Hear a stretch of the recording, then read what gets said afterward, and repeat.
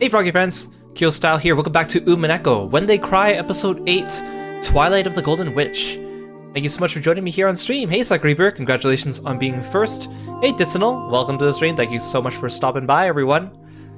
We're getting close to the end of Umineko. This is probably going to be our second last stream covering the story.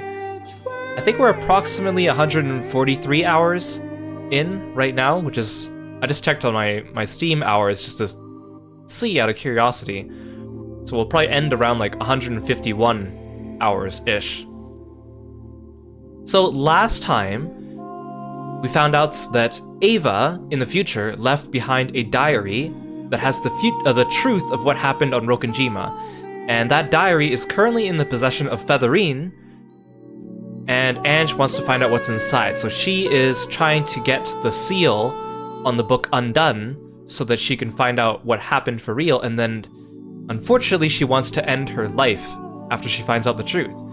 Balor and Beatrice want to stop her, and currently Rokkenjima is being overrun by a bunch of angry goat demons who represent all the theory crafters from the future.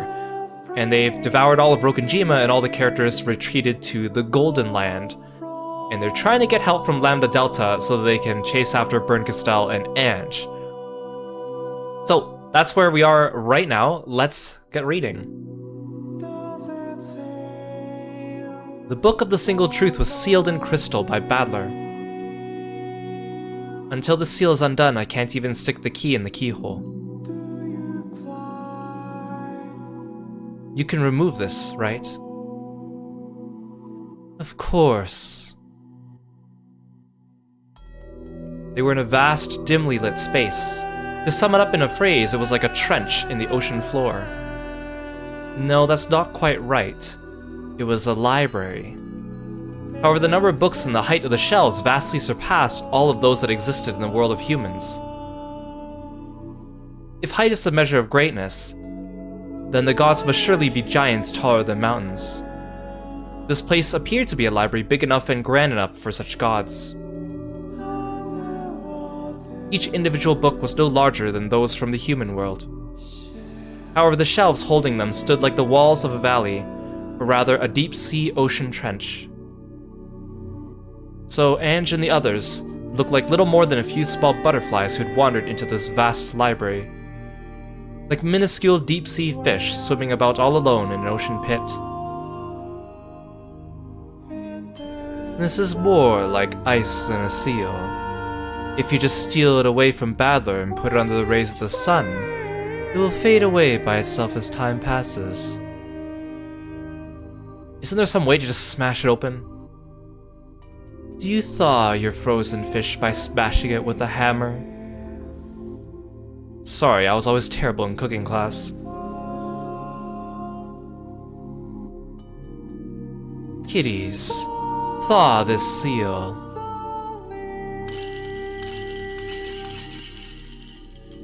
When Bernkastel whispered, from the dark ocean pit deep below them, several emerald green glints appeared and gathered like a school of fish. Bernkastel threw the Book of the Single Truth down to them, but only after several seconds passed, the school of fish seemed to gather around it and carried it away.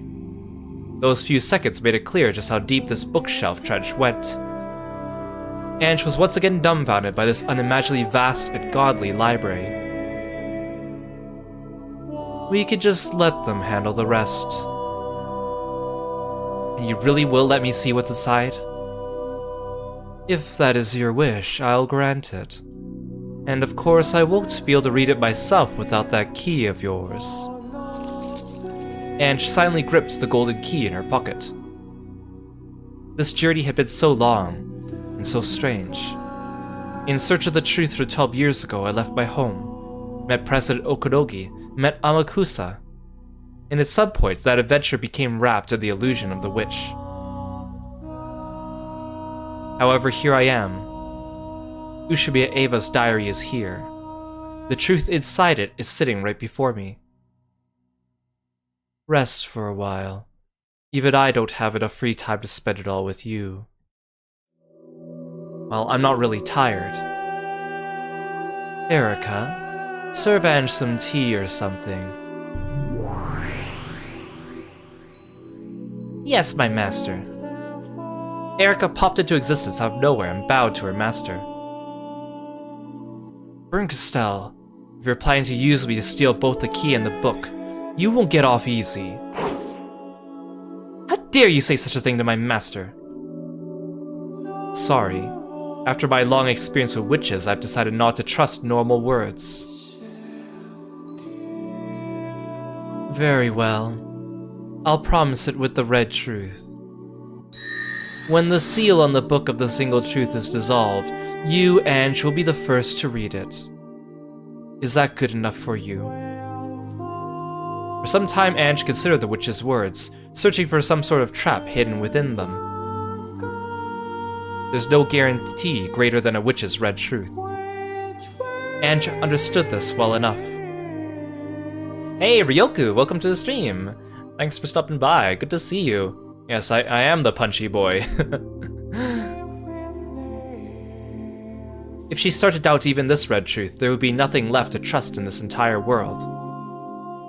If she began to suspect even this, then even the truth would no longer be truth.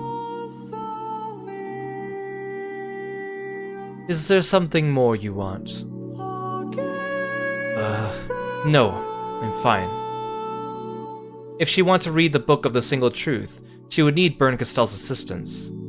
Ange finally realized that she had nothing to gain by complaining more and annoying this witch further. Once you dissolve the barrier, call me right away. Of course. I also want to read it as soon as possible. I'll call for you at once. Burn spun away from them, then vanished into the dark bookshelf trench. Ange saw a school of emerald fish appear and follow behind Kirostyle. Could those be her familiars? As she stared at the emerald lights that resembled some sort of deep-sea fish, Ange was poked from behind. Let's go, Comrade Ange. You're creeping me out, so please just call me Ange. Then you can call me Erica-sama. Let's get going, Comrade Erica. The pair began to swim in the direction Erica indicated. Swim seemed a better word for it than fly.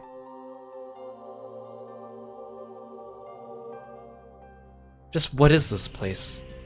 It's way too big to be called a library. It's not like you'll be able to remember its name, so why not just call it the library? I'll decide what I can or can't remember. Tell me. It's the Great Witch of Theater-going, drama and spectating's noble city of carefully selected books. Yeah, the library works fine. Knew you'd say that.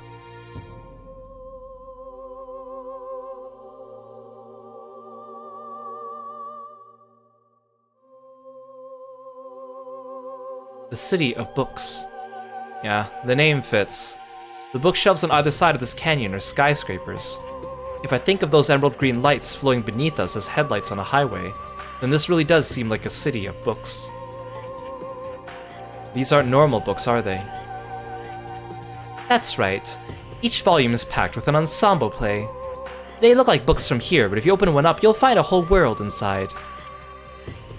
So even our long tale is only one of these. Great witches who live on far, far higher plane than we do are hardly any different from a creator or god. From their perspective, our little tale is worth little more than a single book, even if it's even worth that. From a theater-goer's perspective, our individual lives are hardly worth anything at all. If they're recording an entire world in a single volume, then my life probably isn't even worth a single line. But we're the main characters. I am, and so are you. That's right. Even if the tale of the gods doesn't mention us, we're always the main characters in the stories we write for ourselves. Becoming aware of that fact is the first thing that separates witches from humans.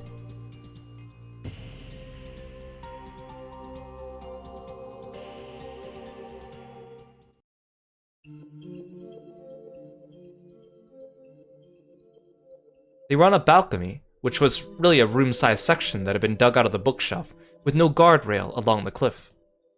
It didn't go in very deep, so like a room that had been cut in half. It was filled with the tools of everyday life, as though this was Erika's hidden house.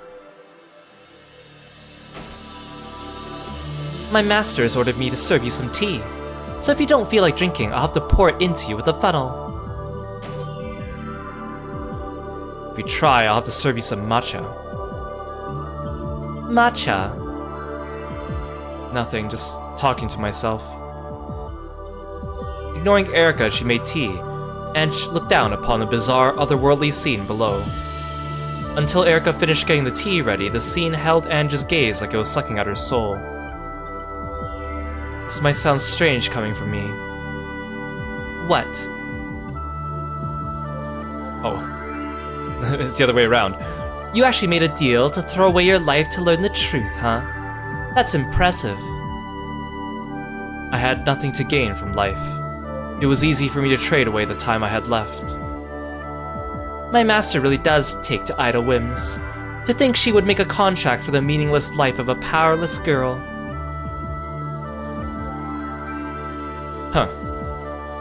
Ange chuckled, not bothering to argue. That was exactly right. How incredible that Kirostyle would lend her power to a worthless life that was trying to throw itself away. Well, my master is the witch who controls miracles, so it makes sense she'd appear even for a worthless girl like you. Good point. Even if Kirostyle hadn't appeared, I still would have taken that step off the ledge that day. You really are a cheap and easy woman, aren't you? Well then, just how much are you worth? Me?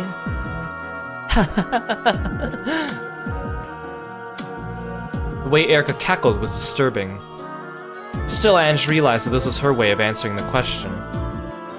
People don't become witches of their own choosing. If they're capable of living, all people want to live their lives as humans. When something comes along to trip up that life, that's when the road to living as a witch opens. Even Fruto Erika, who calls herself the Witch of Truth, must be like this. The two witches of truth, sitting here drinking tea without even looking at each other, are exactly the same.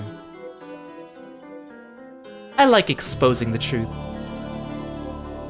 I know that. I like exposing secrets and watching those people turn pale as they wonder how I figured it out. That's when I know I've reached the truth, and it's like a moment of ecstasy. There's something seriously wrong with you. Well then, what does the truth mean to you? Ange was about to give an immediate answer, but she bit back her words. Then she gulped, not knowing how to respond. After all, to Ange, the truth itself was the goal. At first it was out of hatred. Could Ushimi Eva, the sole survivor of Rokonjima, be the culprit behind everything? She hated Eva, but she had no proof that her aunt was the culprit. And of course, Eva never talked about what happened on that island. So at first the truth meant proof that Eva was the culprit in Ange's eyes. However, that feeling withered away with Eva's death. Now that Eva was dead, even if Ange did find some kind of proof, it wouldn't mean anything. So eventually the truth Ange wanted to find became nothing more than the simple desire to know what happened on that island that day. AV, welcome to the stream. Thank you so much for stopping by. Yes, please come into Frogtown. I hope you enjoy your stay here. However, one thing was obvious. Even if she did find out the truth, that wouldn't bring any of her family back to her. It might not mean anything at all. You're going to expose the truth your beloved Oni-chan's hiding, even though it's meaningless. You're the one who's not making sense. Erika laughed mockingly. How's Umineko going? Going pretty good. We're almost there. We're almost there. Ange laughed too, as though she agreed. And so my own truth became my goal. Maybe you could even call it my reason for living. So once you do reach the truth, there won't be any point in or purpose to you living anymore, right? That's right. So I'll die. Hasn't it been long enough? I've already lived 12 years too long. Don't I at least deserve to have a witch appear and grant my wish in my final moments? Or to put it simply, you're just tired of life. Does that sum it up? Yeah. So both my reason for living and my very existence are completely meaningless. That's why this goal of finding the Book of the Single Truth has put a little sparkle back into my life now that it's nearly over. At least on that score, I'm grateful to burn Castell. I see. Battler wants you to live, so he hid the gold line that would lead you to death. I think I pity Battler-san for the first time. After all, you can't choose your little sister.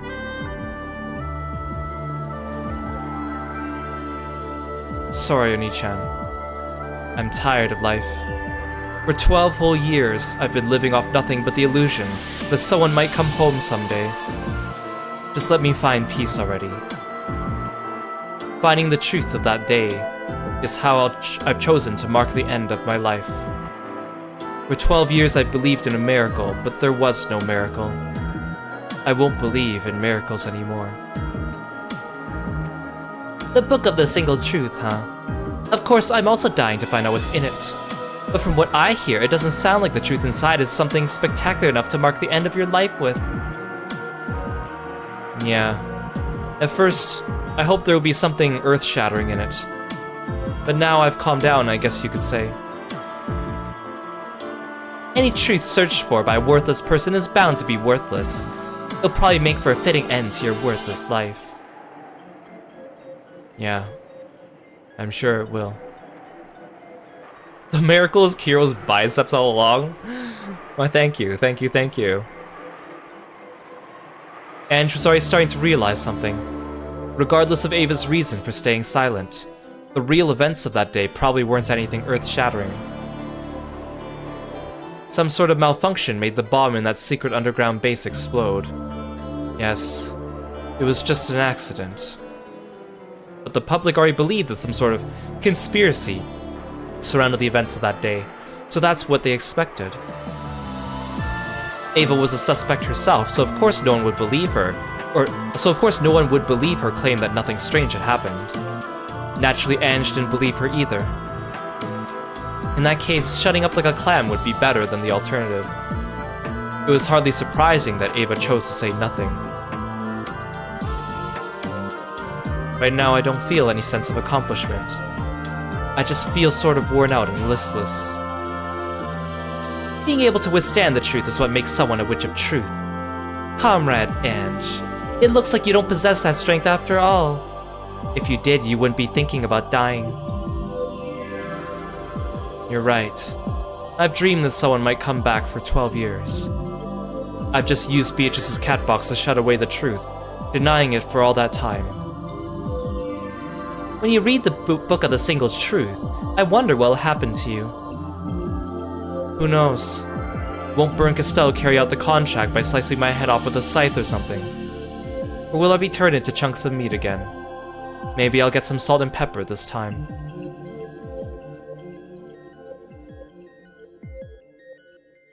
I see. So that's where the chunks of meat thing came from.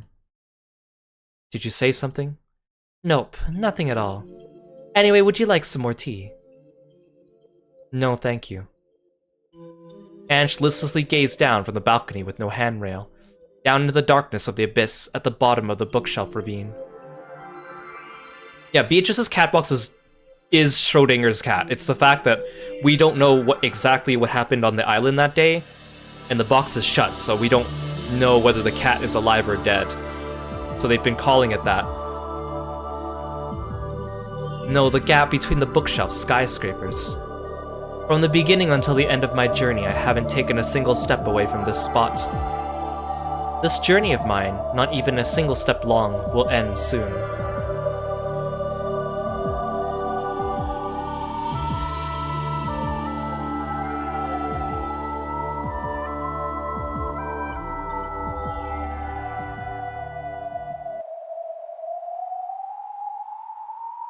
What are those lines of lights flowing at the bottom?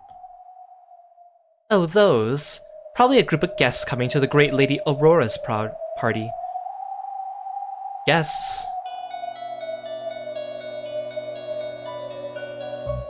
Great witches from the Senate, Voyager witches who are trying to escape boredom in their endless travels, powerful witches who have woken from century-long sleeps, as well as witches who control the future world and noble witch hunters. It seems she's planning to hold a grand party tonight. What, is it a birthday party or something? From what I've heard, while the great Lady Beatrice, the Endless Witch is an outsider among witches, she's also the genius who created Beatrice's cat box out of her formidable magical compendium, an endless factory capable of producing endless tales.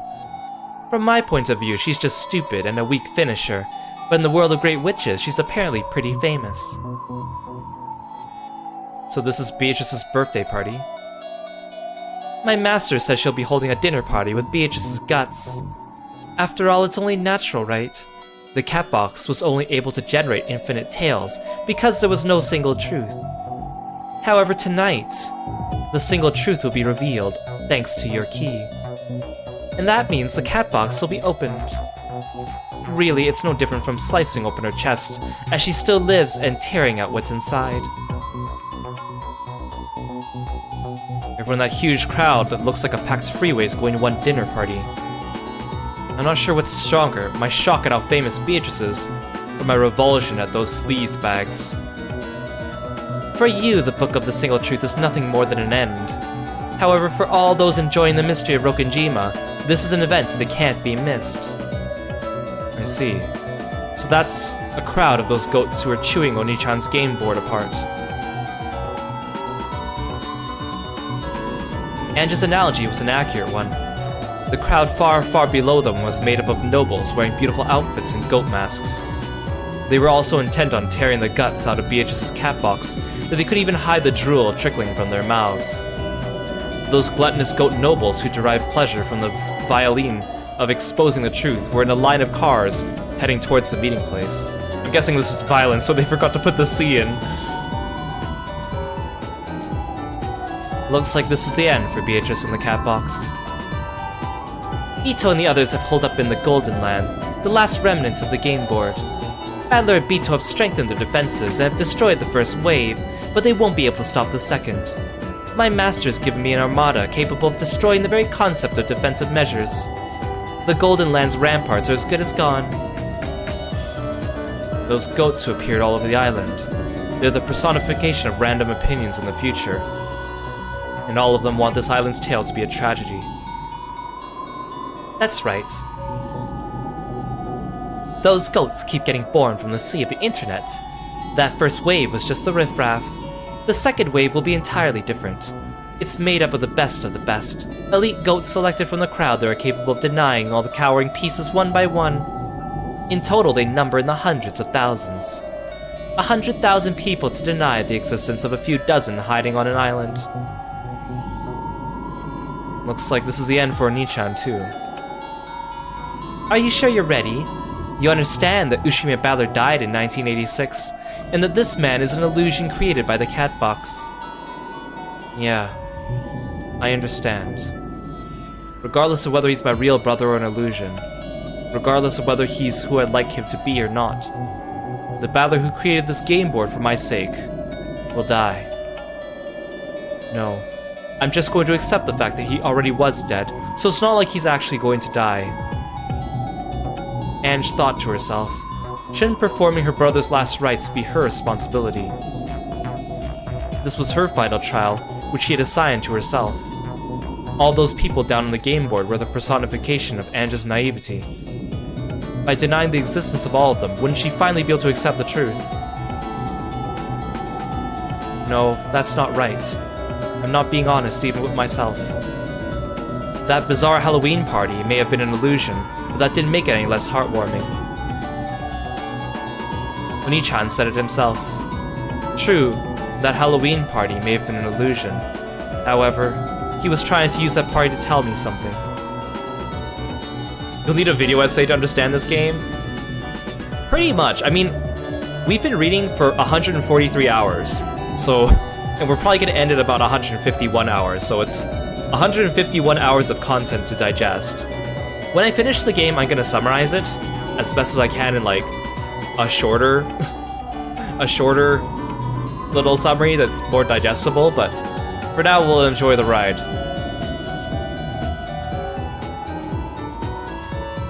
About that second wave. My masters appointed me to be their commander. Leave it to me, Ange-san. My master isn't so malicious that she'd make you dirty your own hands. Yes, that might be kind of her. These are my lingering attachments we're talking about. I should be grateful to Kirostyle. If she really were cruel, she would probably have ordered me to take charge of the second wave and execute my own family. Comrade Ange, you're a witch of truth, aren't you? That's right. Probably. Then accept the truth, okay? Finally, after 12 years, a single truth lies before you. I'll just sit around here until Kirostyle breaks the seal. You'll probably be summoned as a guest for the party. We've got a mirror, so maybe you should wipe the sleep from your eyes. And maybe you should shave before heading out to battle.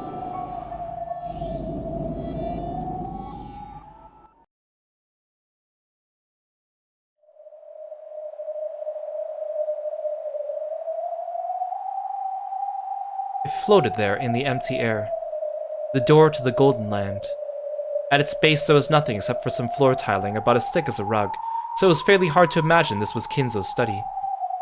At this point all the game board except the Golden Land had been eaten away, leaving only this door floating in a sea of nothingness. There were two shapes in front of that door. They were Badler and Bito. They may not have been literally covered with wounds, but they definitely seemed to be dead tired. Badler, leaning against the door, seemed to have finally caught his breath. Bito was also sitting against the door, letting her legs dangle gracelessly. Could the battle against the force really be called a battle? It was more like a mere pushing contest on the increasingly small bit of ground that remained. They had wanted to protect at least Kinzo's study no matter what, and only the fruit of their desperate struggle was the thin bit of flooring that they were sitting on now. Those goats fell into the abyss whenever they had nowhere to stand. So now with so much of the floor gone, there was no way for them to attack anymore. If Badler thought this, his naive hopes were quickly crushed. It looks like we're surrounded. They probably plan to gather their forces and crush us in a single stroke.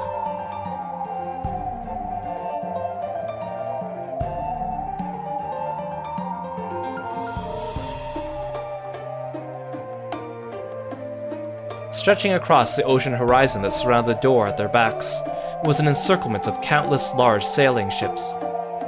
As they could clearly see, the decks of those ships were packed with goats, with some of the more foolish and overeager ones spilling over the edges into the emptiness below. Dang. I've gone through a lot of crazy stuff in your games, but being surrounded by pirate ships is definitely a first for me. They probably do possess the strength to break through the Golden Land's perimeter. Those cannons are no bluff. Doubtless they will be able to use those to smash through this door and pour in. Along the sides of each ship were several open gun ports, each with a cannon pointing at the door. If this many ships all around them fired all at once, there was no point trying to imagine what would happen next. Badler and Bito grimaced and hung their heads. How long would the Golden Land perimeter hold out against those cannons? I do not know. However, since they are still awaiting reinforcements after amassing that many soldiers, I doubt the barrier will break that easily. True. I can't think of any other reason to delay your attack without ever even sending terms for surrender. I hope we can take advantage of this time they give us. Time is always the ally of the weaker side. After all, we can always hope for a miracle. Though it might just lead us further into despair. At that moment, something small and hard hit Badler in the forehead. Ow! The heck is this? Competo? It's me! I know where Bern and the others are. The candy was Lambda Delta's transformed body. She was the only one of their allies capable of crossing the Sea of Fragments. Spectacular! Spectacular! That's the great Lady Lambda Delta for you. They can see us here. Let's talk inside. This is starting to get messy. Got it. Is anyone there?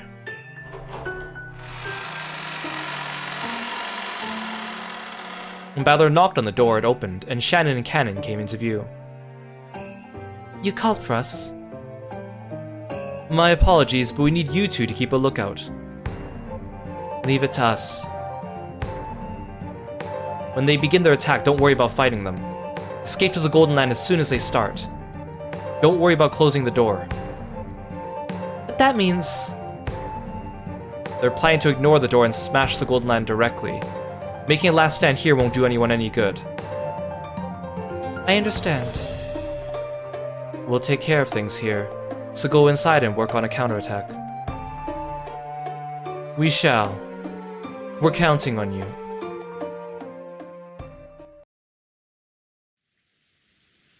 Battler and Bito traded places with Shannon and Cannon, and returned to the Golden Land.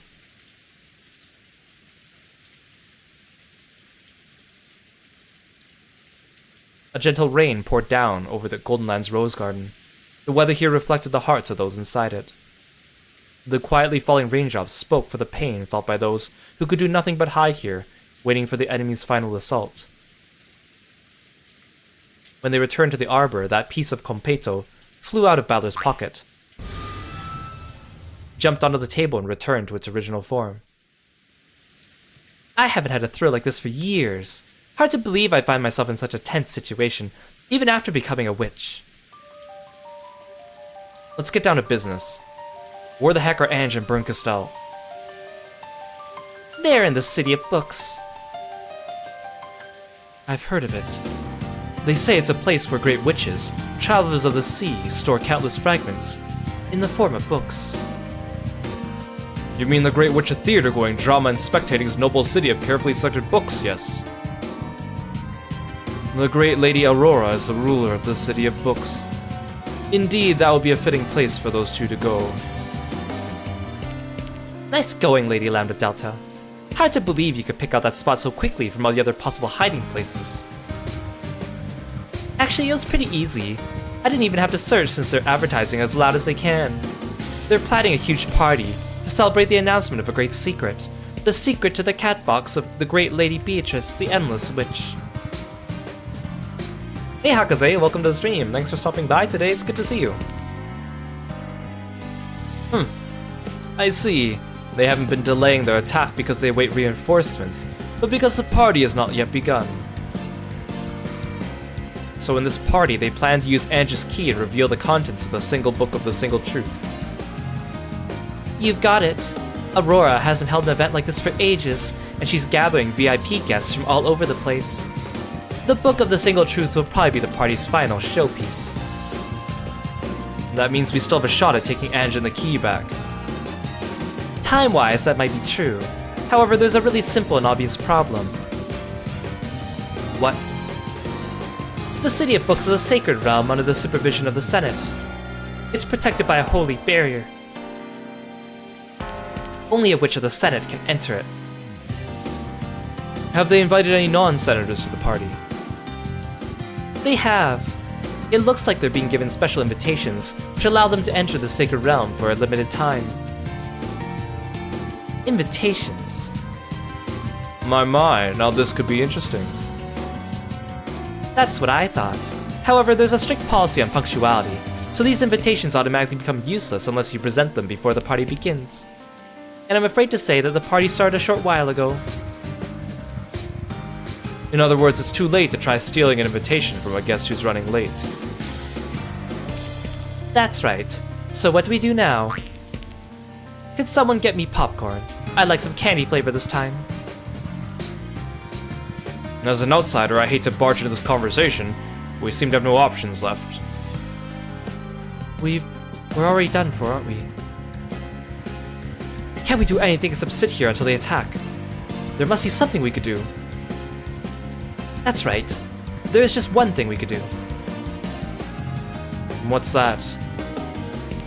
We can keep on struggling for every second of survival and hope for a miracle. A miracle? So we're stuck defending the Alamo. Surrender isn't an option. We can only hold out as long as we can, waiting for a miracle. Ryu, what kind of miracle? There's a chance, maybe 1 in a million. that Ange will change her mind for some reason and come back. With a probability such as that, it truly would be a miracle.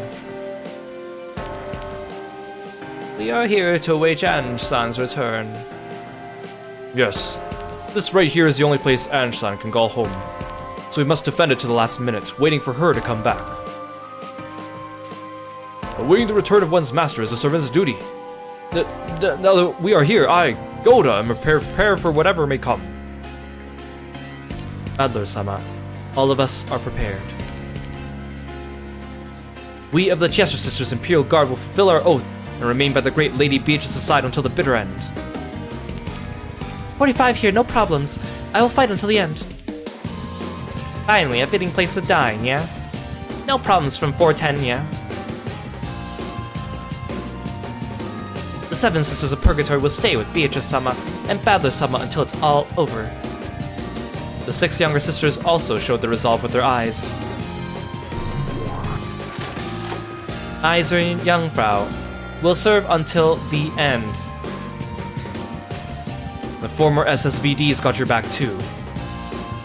And I ask you lend us your power as well. Me? No way. Didn't I just give you some excellent intel? I think I've done more than my fair share, don't you? How do you know that Anne-chan is in the City of Books? I saw her with my own eyes, of course. I never trust anything unless I see it for myself. Which means you're qualified to enter this sacred realm called the City of Books, right? Indeed. The great Lady Lambda Delta is a witch of the Senate, after all. Lambda Delta. What's with you guys? You aren't gonna tell me to do more work, are you? My, what an unexpected development. Lady Lambda Delta is the only one who can enter the City of Books. Could that possibly mean that this is Lady Lambda Delta's time to shine? Enough kidding around, are you people crazy? You're telling me to go all by myself and sneak in there one more time and then bring Ange back out here? Several dozen people surrounding Lambda Delta all nodded in unison. How stupid can you be? If I save Ange, I'll be crashing the great Aurora's party, get it? I'd have the whole world as my enemy. And what's in it for me? Nothing, obviously. There's nothing you could possibly offer me that'd be worth getting on the bad side of Aurora and her monster friends. You'll get to see a happy ending, where Aurora and Burn Castell's schemes are crushed. Ange comes back and everyone makes peace with one another. What do you say, Lady Lambda Delta? There could be no greater thrill. If you pulled off such a marvelous feat, you'd be able to forget your illness for 1,000 years, would you not? We're begging you, Lambda Delta. Lend us your power. Please, please, we're begging you. Help us save Ange. Everyone surrounded Lambda Delta asking for her help. Please, Lady Lambda Delta. Only you can do this. Give us your strength. I'll show you the greatest of tales, and you'll get to see it from the front row. So please lend us your strength. Shut up! Shut the hell up! Lambda Delta leapt to her feet and crushed the cup of popcorn in her hands. Sweet, candy-flavored popcorn flew all over the place, hitting everyone in the face. It might have looked funny, however no one laughed. Lambda Delta's face was filled with a rage that none of them had seen before. Please, stop getting the wrong idea. I'm a spectator. A spectator! I'm just a guest who was invited by Bito to come and watch this game. So why should I risk my life for you people? You think you'll get a happy ending if Ange comes back? Are you really that stupid? Burn and her forces will come sweeping through here, mad with rage, and wipe us all out. There's only one reason I'm here, and that's because Leon over there said I'd get to see an interesting show. Yeah, and now that I'm sure I'll get to see a sublimely interesting tale very soon. A sad, sad tragedy as you fight desperately against Burn's forces and get wiped out one by one. Oh, I'm sure you'll each get one last time to shine as you're torn apart. If I just wait a little, I'll get to see that, won't I? Pretty soon all of you will be dead. But not me. I'm a spectator, a guest. There's absolutely no reason for me to die with you.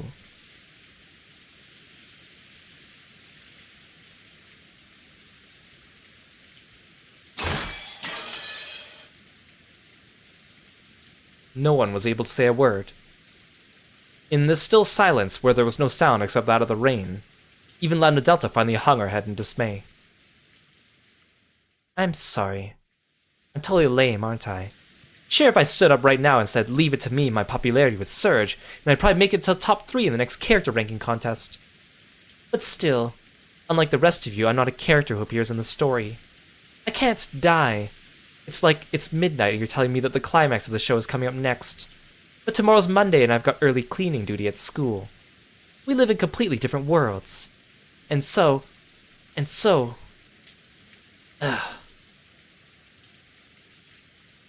Lambda Delta staggered as though dizzy, then plopped down into a chair. Then she became expressionless like a doll, just staring at a single point in space silently. Sorry. Adler softly apologized. However, Lambda Delta remained expressionless. It's not fair for us to risk you or to force you to risk something on your own. Not when we haven't yet exhausted all our options. We'll fight here and defend this spot until the last moment. We'll believe in the miracle of Ange choosing us over the single truth. If we weren't prepared to do that, we could hardly ask you to give up your life along with the rest of us. Adler rose from his seat and spun around. Span around? Badler.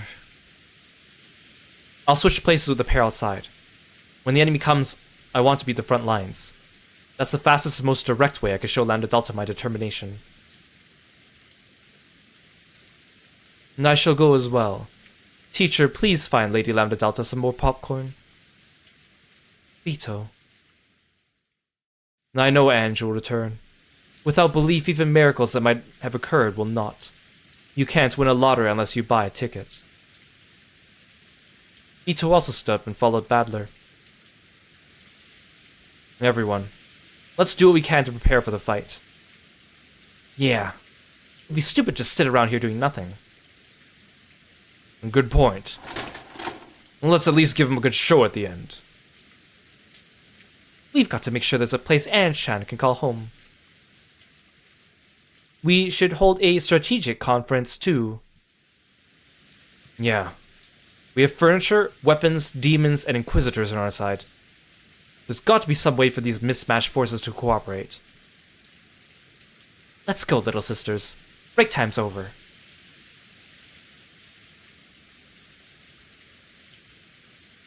Jester troops rise. The humans and illusions all rose to their feet and left the arbor. Afterwards, only Lambda Delta remained, still staring blankly at a point in empty space.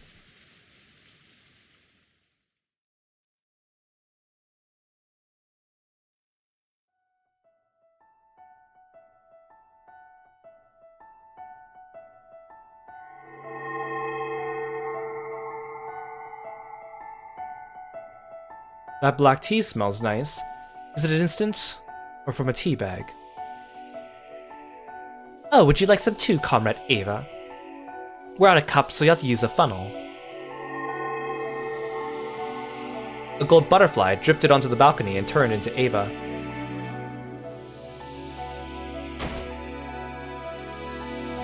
How's Bernkastel doing?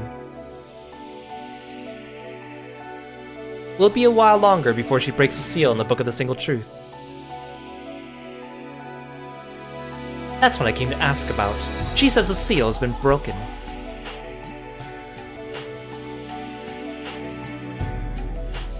Congratulations. So the time has finally come. The period to mark the end of your life. Take the key and go to Lady Bernkastel. One of her cat familiars will guide you. 2 emerald sparkles flew in. They were the green glinting eyes of a black cat. The cat flicked its tail elegantly with the dignity of a high-class attendant. Got it. Then I'll be back in a bit. Ange rose from her seat. She did it casually, as though she really was just heading out for a short trip. However, her lips would probably never touch her half-finished cup of tea again. We weren't together long, but I enjoyed it. Getting to learn what disgust for your own kind is like was an enlightening experience. Same here. Next time we meet, you'll have to teach me the trick of making tea this terrible. Are you happy? Now you'll finally get to learn that secret I've been hiding from you these past 12 years. I'm happy. Yeah, now I can understand how Erika feels. It's like I'm taking a shot back at you, exposing the secret that you kept until your death. And is it a good feeling? Well, it's better than nothing. Ange nodded towards the black cat to let it know she was ready. The cat nodded back in a refined manner, indicated that it wanted Ange to follow, and leapt from the balcony. Without turning back, Ange followed it, jumping out into the air as though swimming. Ava watched her go. An expression of ridicule and scorn failed to cross her face. Good luck, Ange. This is the path you've chosen. You aren't 6 years old anymore. You're 18. Choose how to live your own life. What an overprotective aunt you are. I'm going to watch the ceremony. What about you? It's almost time to begin the attack, so I'm heading for the ships. I've got to go pick up Bito's corpse. Everyone at the party can have her guts, but I get to keep her skin, so let's stuff and mount it. So even Rokenjima's tale, which is wrapped in a veil of mysteries, is about to meet its end. Which means it's also the end for you. I mean, you are a piece from there, right? A piece is all I am. The role of a piece is to remain faithful to its role until the game ends. It's not a piece's place to worry about what happens after the game is over. True. And it's the same for me. Let's both enjoy this time while we have it. Well then, allow me to take my leave. Later. Good luck with your work. After exchanging elegant bows, the two witches vanished at the same time. Nothing remained except some half-finished teacups and the aroma of the tea itself.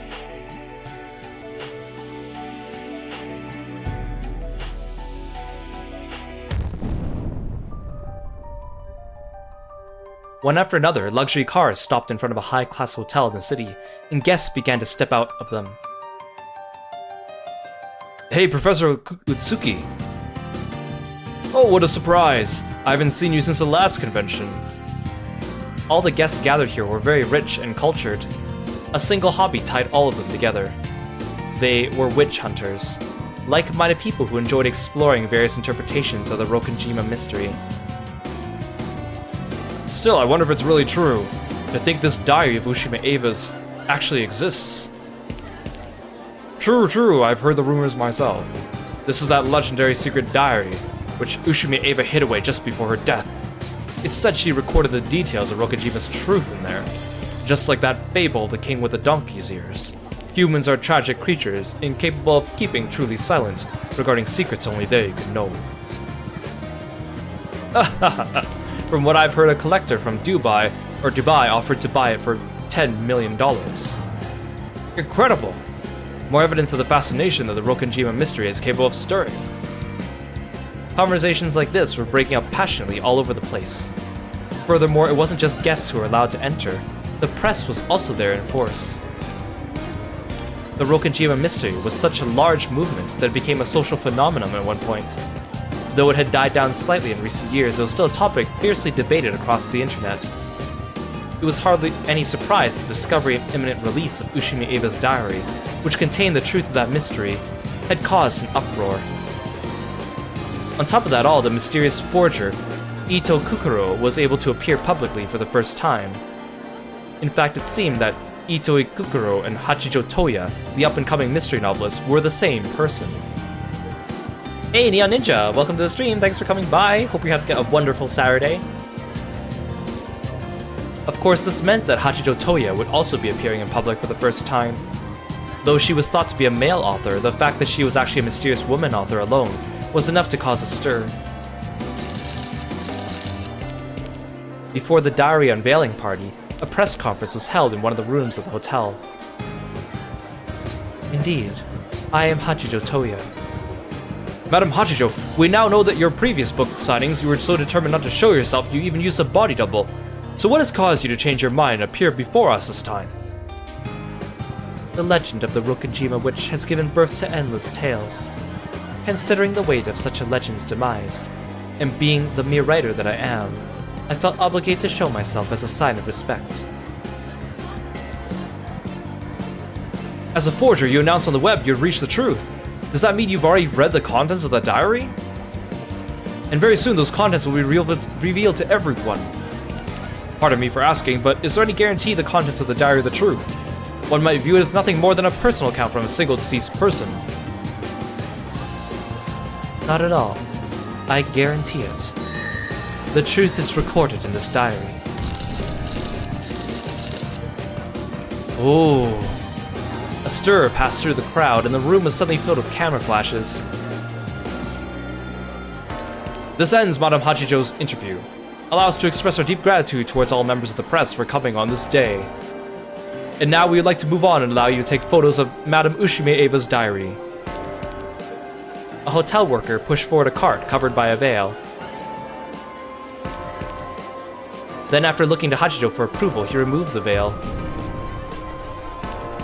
There lay Ushime Eva's diary. The book of the single truth sat there, waiting for its seal to be released.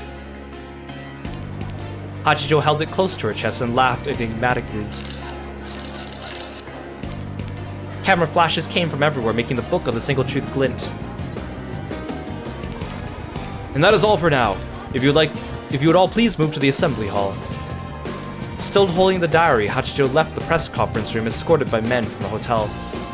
Until she went through a door that said authorized personnel only, the journalists continued to surround her and ask questions, hoping to gather just one more comment.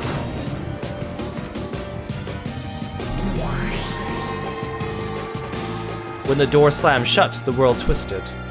The hotel employees became black cats wearing capes. Hachijo had turned into Featherine. Things are getting pretty crazy out there. Did you enjoy it? How tiring. Still, that went well. And yet this diary truly is heavy. Featherine tossed the diary and Bernkastel caught it. I will rest in one of the waiting rooms. You're going to be up again pretty soon. There's no time to rest. In that case, call it a short break so I can properly enjoy this long-awaited excitement. I need to borrow that book. I promised Ange I'd show her first. I see. In that case, do as you please. Featherine left, followed by her cat attendants. After watching her until she was out of sight, Bernkastel disappeared as well.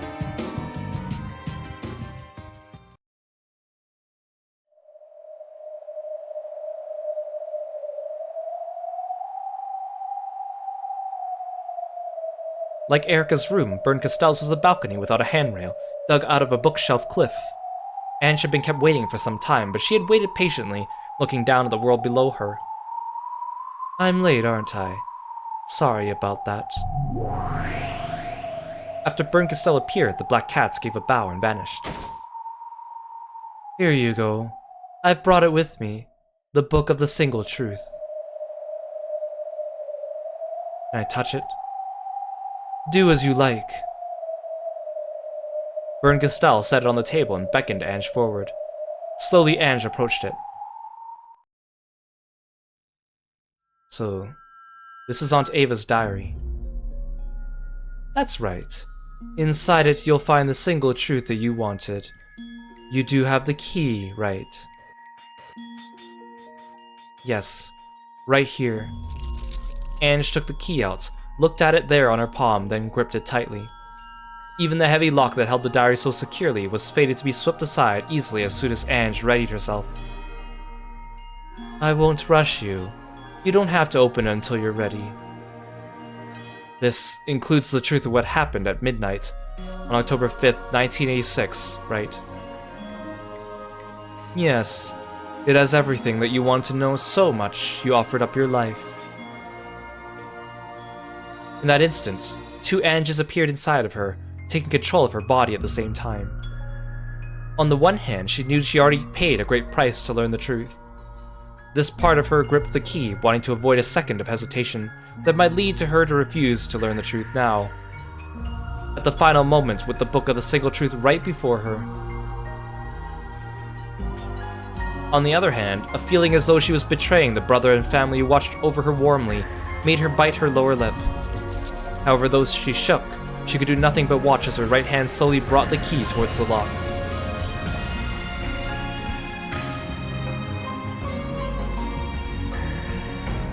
What am I hesitating for? Inside this diary is the final destination of my sad, painful 12-year-long journey. Wasn't 12 years enough? Do I want to keep living that way? That brother is an illusion created by my heart. My naive hope that a miracle might still occur. If I put my two options on a scale, then the path I should choose is clear. Slowly I pushed the key into the lock and twisted. The lock opened with a click, and at the same time it felt as though a crack ran through the key in my hands. Maybe a part of that intricate design had fallen off. I couldn't tell where it was broken just by glancing at it. However, for some reason its golden glint seemed dull somehow. It's because you've made your choice with that key. A bit of magic has disappeared. What kind of magic? Didn't Badler tell you? He said you couldn't hand that over to anyone else. That magic which left the decision to you has just fulfilled its role and disappeared. That key is just a key now. It can't do anything but lock and unlock that diary. I see. Then I guess I have no more use for Oni-chan's key. Can I have it? Once you've read the diary, I'll lock it up again. Opening that lock will be a big part of tonight's ceremony, it seems. I see. Do whatever you want. I don't give a damn what happens after I find the truth. Kirostyle slid the key from where it lay on the table and put it into her pocket. Go ahead then, before the courage that led you here fades. I lifted up Aunt Ava's now unlocked diary. Lock was unset. Even the hinge had been released by now. Nothing stands in the way of me opening to the pages within. Hey, Ellie and Sin! Welcome to the stream. Thank you so much for dropping by. It's good to see you. Hope you're having a great day. I'm doing good today too, thank you. I thought of taking a deep breath. However, I decided against it. I prepared myself for this long ago. It'd be so stupid to fuel my reluctance further. I opened it. Violently, ruthlessly. I knew that this was the right way to open to the pages that held the truth. As soon as the cover was opened, a brilliant light poured out and my mind went hazy. The truth was sent to my mind directly, without letters or words. Tell me, what happened that day on Rokkenjima?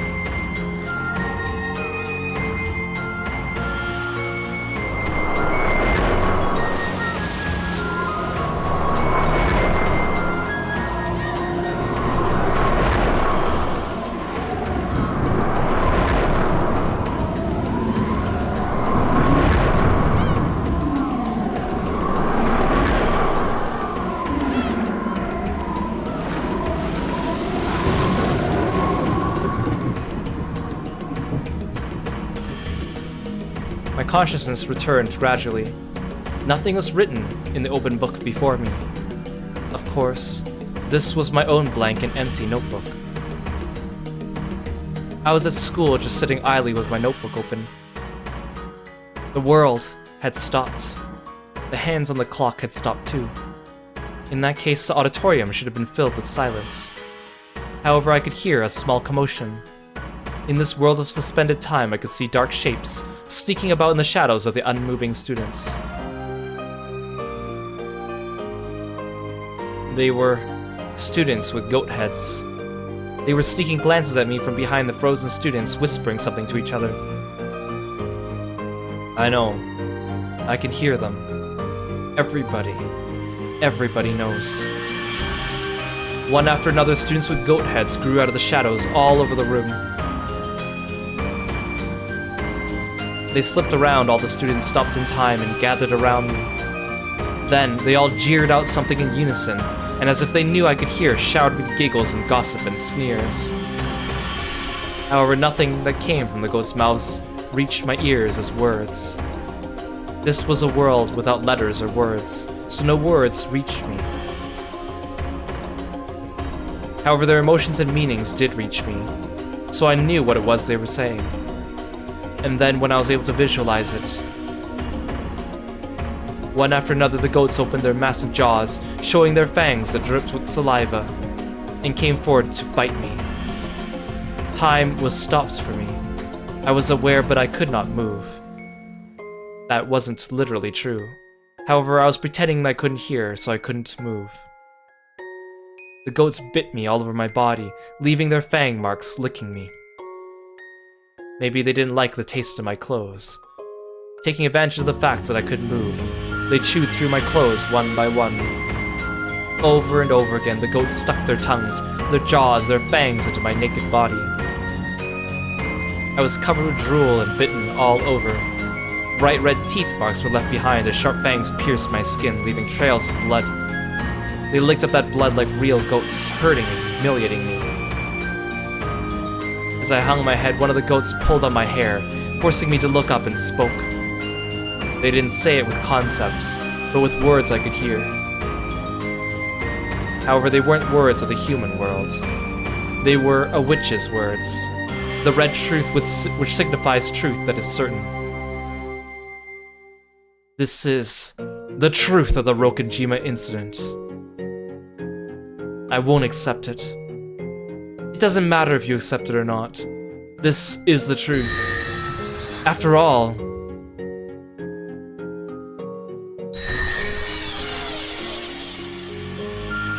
I won't accept it. I won't accept the truth like that. Like that. Whether you accept it or not, that doesn't change the truth. And after all, this is the single truth proven in red.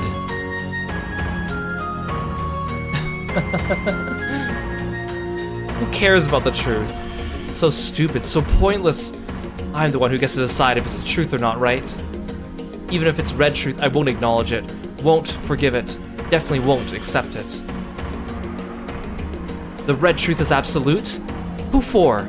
It's absolute for you guys, right? Not for me. I won't let you contaminate my truth with yours. And calm down. You're the one who wanted to know, right?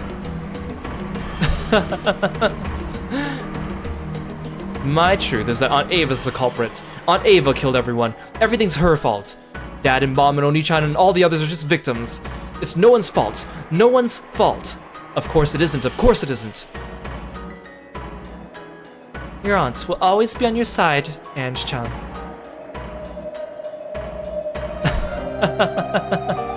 Yeah, I get it now. I know what you meant. That's right, Aunt Ava. You're the culprit. You're the culprit. It's the world that's messed up and broken for not realizing that. I'm the right one. I'll deny the red truth. Deny the whole world. I see. In that case, try writing a red truth only you can write. But how is it possible for a human to write with red truth? It is possible. There's a red ink that only humans can write with. Ange-san, please calm down. I'm the right one. The world's wrong. I'll write it. I'll record the truth with the real red truth. 20, requesting urgent support on the roof. Ange-san, hold on. Please think this over. Look out! Goodbye, Ange. Have a nice day. I'll write it out. This is my blood red truth. I'll never accept the truth of your world.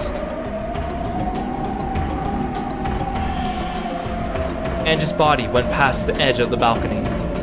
The air which she had once been able to swim through was now completely merciless for some reason. Ange's body plunged straight into the darkness below. Vern Castell just watched the scene play out in silence. Behind her, men in black suits rushed up to the fence, clutching it and screaming. 20! Ange-san jumped off!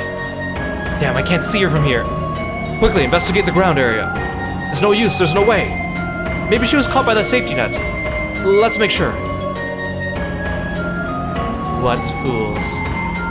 If you jump straight down from this height, do you really think such a flimsy safety net could possibly save you?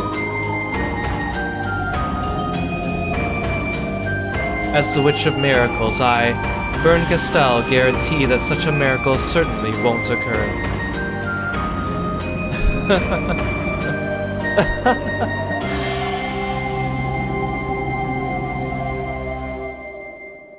Hey Hikaru! Welcome to the stream! Thanks for stopping by, I'm doing good today, hope you're having a wonderful Saturday. Ange's body fell from the skyscraper like bookshelf and slammed against the floor of the City of Books. Looking down from Burncastell's balcony, which was as high as the skyscraper's roof, did it look like a lovely red pressed flower? No, you couldn't see it at all. Just like how the death of a single lonely girl who rejected the world didn't matter to anyone in the world. She probably died instantly. It was only natural. She had fallen straight down from this height after all. Is it even conceivable that she wouldn't die instantly after something like that? The index finger on the right hand of her corpse stuck out, as though it was tracing something. Could it be that by some impossible miracle she really had escaped an instant death? And could the red blood that had drained from her at the moment of her death have been the ink that drew her own personal red truth? However, no one would be able to tell what she had written. After all, the red blood pouring from her corpse had run over it all. Even this was one of your choices, Ange. Ava was looking down at the beautiful flower of blood radiating from Ange's corpse. I tried to keep you alive. However, you never tried to live in the future that began after the age of 6. And so after 12 years, you finally returned to where you started. The eyes on Ange's corpse were closed. However, there was no way of knowing if this was a peaceful thing. Eventually, the corpse began to melt away. At the end, it had become a messy lump of flesh, with only a few parts recognizable as human. It was hardly surprising. How else would she look after falling from that height and slamming against the asphalt? You managed to die. However, this doesn't mean that everyone will be waiting for you in heaven. After all, you reached this place by rejecting all of those in heaven. See you in hell. No, that's probably where we are right now. So long, Ange.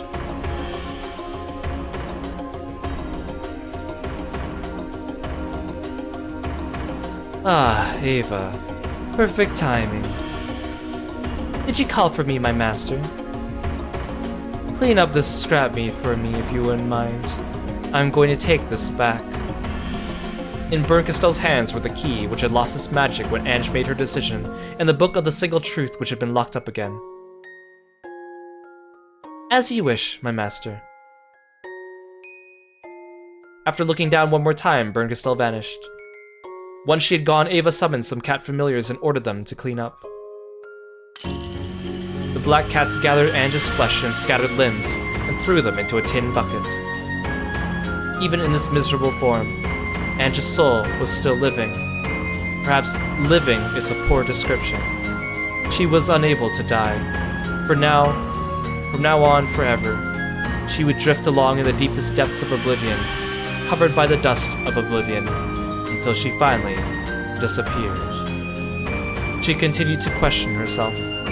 What did the truth mean to her? What was right? And where was the place she could call home? As her flesh began to cool, even the energy asked these questions began to fade. Eventually, she would forget her everyday memories, and even the reason why she was suffering. However, there was one thing she would never forget. That was the anguish. From this point forth, she would suffer endlessly without even knowing why. By the time the cats finished flinging her corpse into the bucket and dumping it into the sea of nothingness, Ange had forgotten even her own name.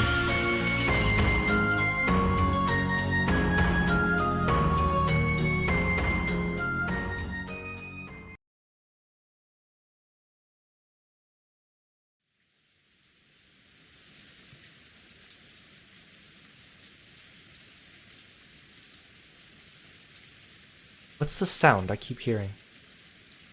Yes, It must be the sound of rain. In that case, what are those two bright lights coming towards me? I don't know.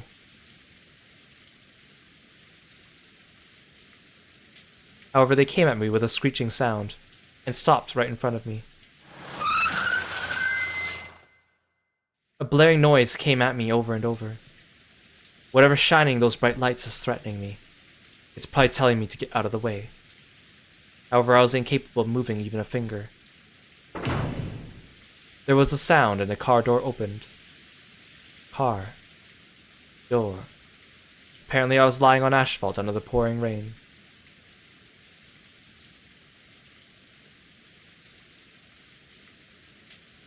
My day's going well.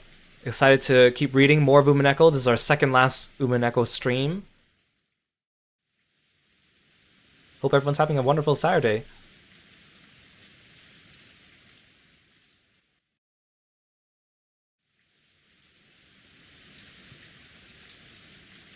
I saw a shadow, which was apparently the driver, open an umbrella and come towards me. Is this your backyard? The shadow questioned me. Of course, I couldn't answer it. If it is, then I must apologize. Yes, on a day with such fine weather, anyone would want to take a nap in such a lovely backyard such as this. And yet, unless my memory fails me, the shadow crouched down and looked into my face. It was a woman. This is a public highway you're sleeping on. Do you want to become roadkill? Or maybe you already are roadkill. Well now, which one is it? I clenched my chest. I felt I needed to answer somehow and communicate my intentions. So finally I managed to let a short groan escape my lips. I see. So you aren't roadkill yet. And that was how I met Ikuko.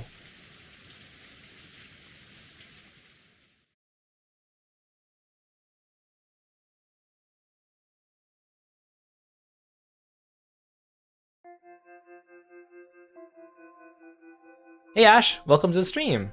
Thanks for stopping by today. The patient's body is in very frail condition. Some sort of memory loss is very probable as well. We won't know for sure until the CT scan, but there may even be brain damage. It's lucky the damage is all we have to deal with. Any longer in a spot like that, it would have been much worse. True. In any event, I recommend getting this checked at a large hospital. Thank you, doctor. Please keep this off the record. It may not be much, but here's some money for your troubles. I see no reason to speak of this needlessly, but no, I couldn't possibly accept that much. In the end, the doctor took the money and swore to keep quiet about the matter. Eventually, Hachijo returned. Oh, you were awake. How do you feel? I nodded weakly, letting her know it wasn't too bad for now. Where is this place? A room I have absolutely no memory of, in a house I don't remember at all. And first and foremost, here's a woman I've never seen. To start off, let me introduce myself. I'm Hachijo Ikuko. Feel free to casually call me Ikuko, or act more formal and call me Hachijo-san. Notice this is a different name than what we've called her before. Hachijo Ikuko. The Hachijo family owns a large amount of land and is fairly famous in these parts. Unlike my accomplished brothers, I'm what you might call a little eccentric. I got in a bit too much mischief and my parents finally ran out of patience and kicked me out. I'm now confined to this house. As a hobby, I like to read detective novels, and also to write them. My age is a single woman's secret. My heart is that of a girl, but I'm approaching the point where calling myself one becomes increasingly absurd. With the haze of my mind was in, it was extremely hard to make out what she was talking about. However, I was able to pick up on the fact that she was trying to cheer me up. So what's your name? My name. Logically, I know that being a human, I must have a name. And I do have a feeling that I did indeed have a name. However, no matter how hard I tried to remember what it was, It just made my head hurt. Can you remember anything besides your name? Who am I? My head. No, even my heart was a mess of torn flesh, and I couldn't remember a thing, not even who or what I was. But I must remember. I had some kind of purpose, or maybe a mission. In order to remember that, I first have to remember who I am. Who am I? What is my name? Where was I born, and what was my birthday? I need to remember something, anything. Age. Age? That's my little secret. 18. I look like I'm 18. I'm 18. Oh, so that was your age. Well, now I thought you were being a bit too flattering. When I asked myself how old I was, the number 18 floated into my mind. To be honest, the number 18 felt a bit out of place. My mind felt much younger than that, and my pathetic body felt much older. I see. So you're 18. And that's all you can remember. I nodded weakly. I never knew that knowing nothing about yourself could make you feel this powerless. In that case, until you remember your name, let's give you the name Toya, written with the characters for 18, until you remember. Hachijo Toya. What do you think? That sounds pretty cool. Yes, I must say I'm impressed myself very much with that one. Hachijo Ikuko gave a satisfied laugh. From then on, I took the name Hachijo Toya. My inability to move my body was apparently due to a traffic accident. On that day, I'd been hit by a car, and Ikuko had picked me up from where I lay on the street. If she hadn't hit the brakes, she probably would have driven straight onwards, thinking she'd run over a dead dog or something. Later on, perhaps rudely, I suspected that the one who hit me might have been Ikuko herself, but when I saw her completely undamaged front bumper, I gave up on that story.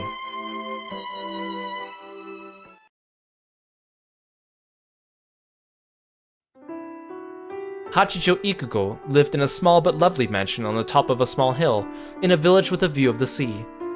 She also owned the hill behind her and was more than capable of enjoying the 4 seasons in privacy.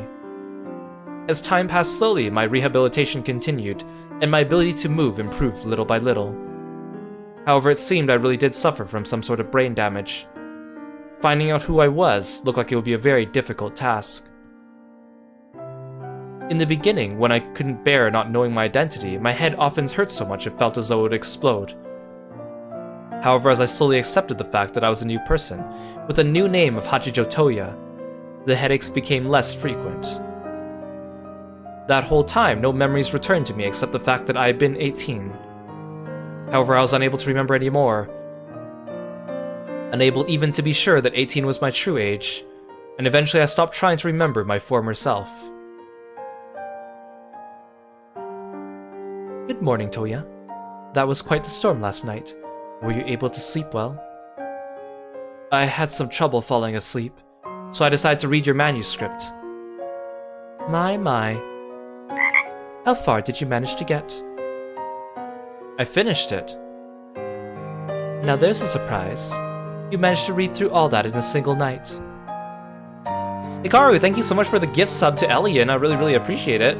Hope you enjoy your frog emotes. Thank you for all your support, guys. I was surprised too. Once I got into it, I finished before I knew it. It was like I was just skimming it, or maybe I was taking each page in with just a glance. It sounds like you have some talent at speed reading. So, how was it? What did you think of it? I liked it a lot. Still, if you don't explain that part about the ocean currents a bit more clearly, it might be a little unfair for a detective novel. Oh, but I thought it was great you had the foreshadowing of the ring right there at the beginning. After I finished, I had to go back to the beginning and slap myself for being so easily tricked. I think giving people that feeling is what detective novels do best. Did I say something to offend you? If I did, you have my apologies. Of course not. Why are you apologizing? I'm just shocked, that's all. Your detailed opinions are worthy of praise, I believe. It seems you have some talent as a critic or a detective novel writer too. A detective novel writer. A critic. From across the fog of oblivion, I seem to remember myself fighting and arguing about mysteries or something like that. That way of fighting, which I must have learned in the past, sent a surge of excitement through me. Mystery. Fighting. My head hurt. I took a painkiller and swallowed it with fresh water, brought up from the well. Who am I, really? But no matter how much I thought, I couldn't remember. From what I've been told, the frequency of the headaches might be lessened by brain surgery, but there was no guarantee it would do my memory any good. Ikuko said she would let me have surgery if I wanted it. However, I refused. Even if I can't remember it, the real me is still there, sleeping inside my head. Thanks for the stretch, Kikaru, as well. Please make sure you guys take the opportunity to stretch as well. Make sure you're at home. Sit up straight in your seat and make sure that you're all comfy. Really appreciate it. I was scared that the surgery might harm that me somehow. Well, thanks for the frog sigh. By now I've gotten used to dealing with headaches. As long as I don't force myself to remember the past, the headaches don't torment me every day. So bit by bit I became free of the headaches and got used to my new life as Hachijo Toya.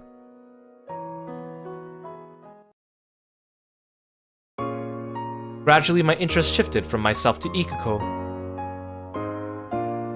Hachijo Ikuko, a very strange woman. First off, she was apparently the daughter of a very well-off family, just as she had said. However, she was considerably eccentric, and the various mischievous incidents she spoke of had apparently gotten her within an inch of being disowned. As a result, she had been given this house and had been ordered to live here quietly and all alone. She had never been a particularly social person, so she happily accepted this new state of affairs, living however she pleased with servants to take care of her. She had no friends. No one ever came to visit. When I wasn't around, she only ever talked to an old black cat she kept as a pet named Burn. I don't know her real age. She doesn't seem to be too old to marry yet, but with the isolated life like this, she isn't likely to meet new people. She sometimes says that she hadn't just met anyone worth the trouble, but I think she's already given up on marriage. Her everyday life was very simple. She would either read through the many detective novels that were brought to her, or else write detective novels herself. At first I thought she was some novelist at a private retreat, plugging away at some new book. However, the manuscript she finished just ended up clipped together in a pile. With me as the sole exception, it didn't look like she ever let anyone read them. A novelist is someone who writes novels for people to read, so I figured you could hardly call her a novelist when she kept writing novels no one would ever see. Ikuko-san, why don't you ever show these to anyone? I show them to you. Only the better ones, of course. Haven't you ever thought of sending one to some publishing company? It's a waste otherwise when your works are so interesting. My works can't stand up against the pros. I sent one in once, but it was absolutely no good. I understand my position. This is just an amateur's pastime. I don't think amateur is a fitting word for someone who's so well versed in detective novels from all times and across the world. Being a big eater doesn't mean you'll make a good cook. Reading every detective novel you can get your hands on is no guarantee you're a good detective novelist. That's how it is. That's why this is nothing more than a pastime. Is it really fun to write novels that you won't show to anyone? It used to be. Once. What about now? I like getting to hear your opinions. At any rate, I finished writing this chapter. I'll go make some tea, so would you mind reading it again and sharing your thoughts with me? Saying this with a smile, Ikuko thrust a pile of manuscript paper at me.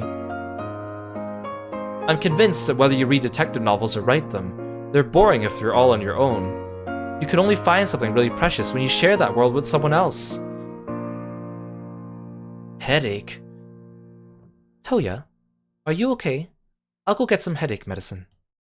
I'm fine. I'm more interested in this manuscript. I can't wait for this new chapter. The seasons passed, together with Ikiko in this town whose name I didn't even know. We spent our days debating detective novels and talking about ideas for new plots. At a glance, they may have appeared to be stale and unproductive days. However, Hachito Toya found satisfaction with his new life.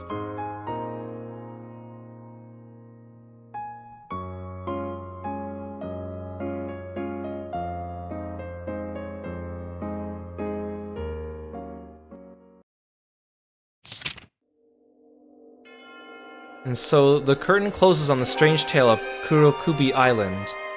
The end. With a dramatic flourish of her pen, Ikiko signified her manuscript was now complete. What do you think? I tried using your plot to make Tsujiko's tragic love scene at the end a bit more moving. I think it's really good. I'd say the last farewell is sad enough to make it moving as a story and not just a reasoning puzzle. That's all thanks to your plot. Compared to this work, everything I've written before is now worth little more than scrap paper. Even as I was writing it, I was excited to be the first person in the world who got to read it. I've never felt that before. I just mentioned some ideas. You're the one who turned them into such a fascinating story, Ikiko-san. At some point she wrote me in as well, and I too started my journey into the world of writing detective novels. Apparently the old me had some talent for mysteries and detective novels and the like. And my talent seemed to be of fairly unorthodox kind. I tried turning famous mysteries from across the world on their head, twisting those ideas into something new. However, a few ideas aren't enough to make a book. No meal is complete if all you do is chop up vegetables. Thanks to Ikiko's writing, a skill she had built up over many years, my ideas were transformed into a work of fiction. In this work, The Strange Tale of Kurokubi Island, the two of us merged the best of our respective personalities. And though I hate to brag, it turned into a masterpiece that we could show to anyone without shame. Hello, please bring us some champagne. Bring a glass for yourself as well. This is the best job we've done so far, so let's celebrate. Ikiko called for some champagne over the internal phone line. Joined by the servant who happened to be working that day, and the cat Burn, we raised our glasses high and toasted our accomplishment.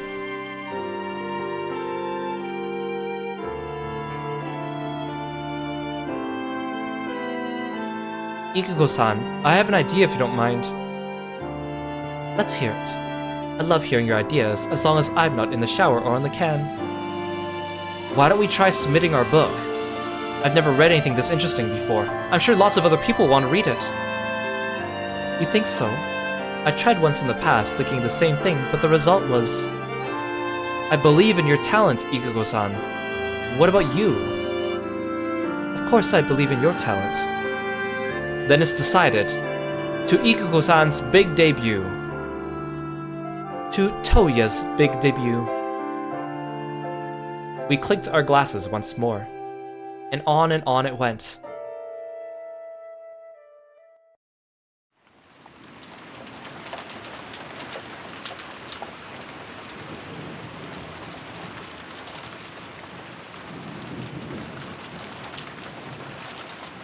We must have had way too much to drink.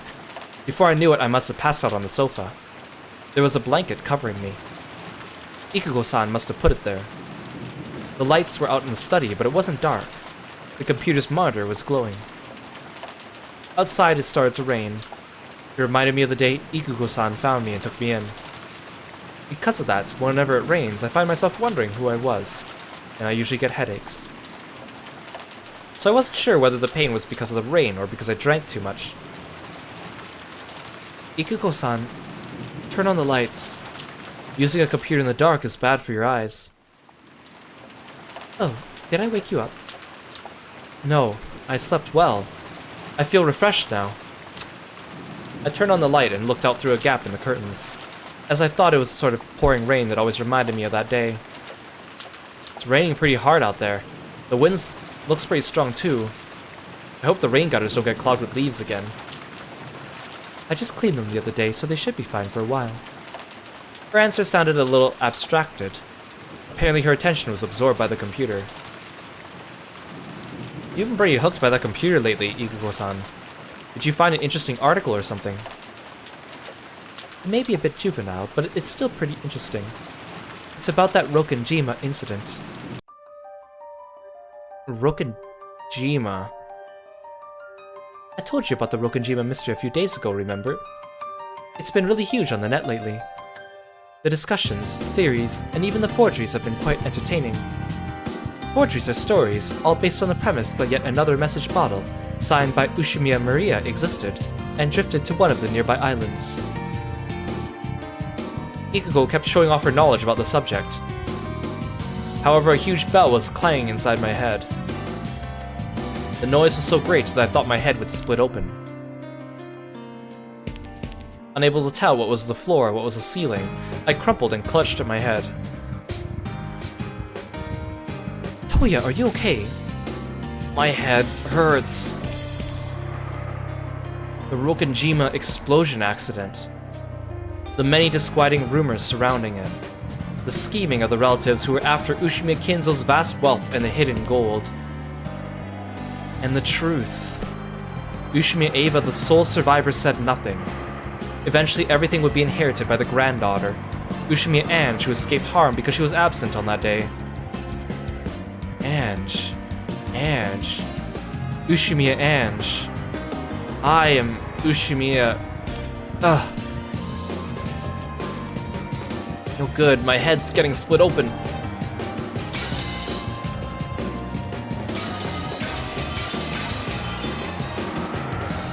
Incomprehensible scenes pierce my eyelids from the inside like blades of light. Just what am I looking at? Who are these people calling to me? But not by the name Toya. Who am I? Who are these people? What is this memory? Help me, Ikuko. Someone else's memory is hurting me. My head's splitting.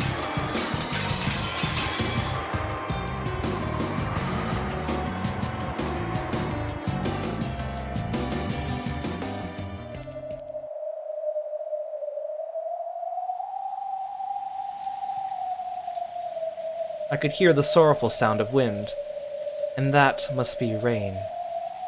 Who was I again? I am Ushimiya. Ange!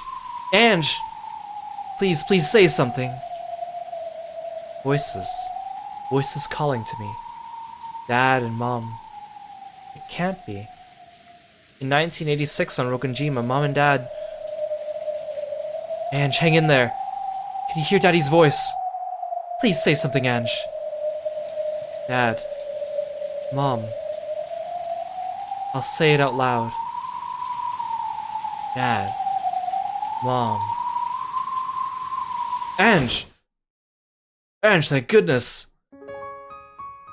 I could feel my body being lifted up firmly and hugged roughly. Mom and Dad were hugging me. My eyelids have been open for a while now. I could feel the light slowly returning to my eyes. Just like your eyes get used to the dark, my eyes got used to the light, and bit by bit the scene around me came into view. However, it was an unusual sight which seemed to be far away. My body was being hugged by Dad and Mom. Dad was sniffling, his face covered with tears. There were tears in Mom's eyes too as she held me tight. It was so strong that it hurt a bit. They held me with all their strength. Me, the bad kid who wasn't obedient, who always had an excuse and who was always trying to do the opposite of what her parents said. They held me tight to make sure I didn't head down the wrong path. As my eyes adjusted, I could see other people besides my parents. Everyone was there. George Oni-chan, Jessica One-chan, Maria One-chan. My uncles and aunts. Even Sakutaro. And there was the witch Virgilia, and Ronov, and...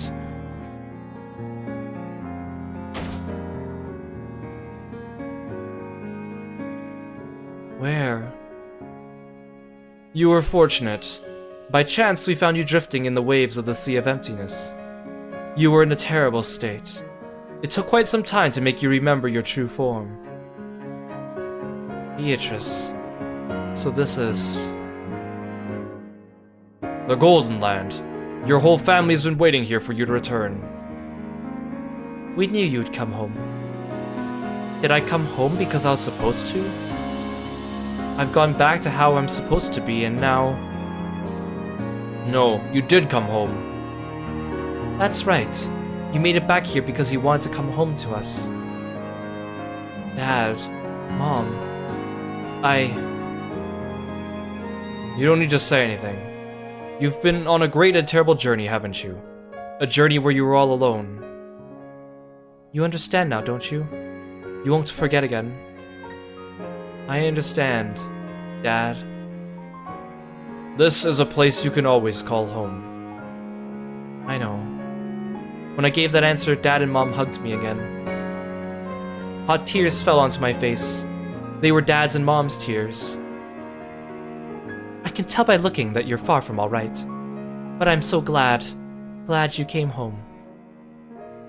Aunt Ava. Feel free to hate me as much as you want. Give your dad and mom a million kisses. Give a kiss to everyone who cared about you so much. Aunt Ava. And say I'm home to your other mother. Mom gave me a push from behind, and I stumbled forwards. Towards my other mother. Ava. Mom. Ange-chan. If only I'd call you Mom on that day. I might never have messed up. We might have been able to create a new world together. That's enough. You've come home. You don't need to say anything else.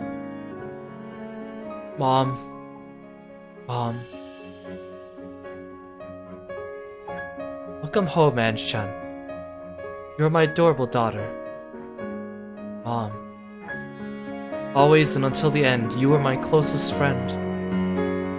The two of them hugged each other quietly, burying their faces in each other's shoulders and sobbing. The truth wasn't worth anything at all. In the first place, the truth is always in the past. The point of the future isn't to learn what happened in the past. What really matters is whether I can truly live and prosper in the truth that is now. If I truly live and prosper, that is the truth. Back when I only ever tried to see the truth of the past, I was nothing more than a ghost trapped in that past.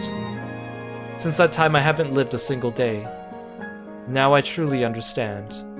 This is what real truth is. I will live, and I've remembered how much everyone loved me. Because I was young and selfish, I didn't even remember until now. The kind grandpa who always spoiled me. The entertaining aunts and uncles. All the kind and gentle servants. It was always warm. And yet, because I was young and cruel, I never tried to remember any of that. Everyone got distorted by my irresponsible imagination, and I completely forgot the truth. Now I can remember clearly, and I understand. That Halloween quiz party certainly was an illusion. It never happened. However, didn't we do all kinds of fun things when the relatives gathered? Things that were no more or less fun than the party.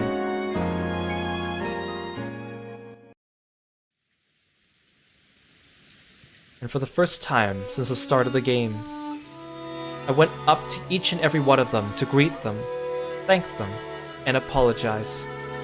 To thank Grandpa for always pampering me. To thank my aunts and uncles. To thank the cousins for always playing with me even though I was so selfish. And I thanked and apologized to the illusions. I think I said something horrible to Sakutaro once in the past. And to Marie One-chan too. Marie One-chan, you really were a witch, weren't you? I've always been a witch. You approached that level yourself once, didn't you? No, I never really understood. Pitiful Maria One-chan with her pitiful magic. That's all I thought of it. So I couldn't pick up a fragment of happiness. Couldn't even find one. You told me that yourself once, One-chan. It can't be helped. It takes two to create a universe. I had Bito, but you were all alone. No.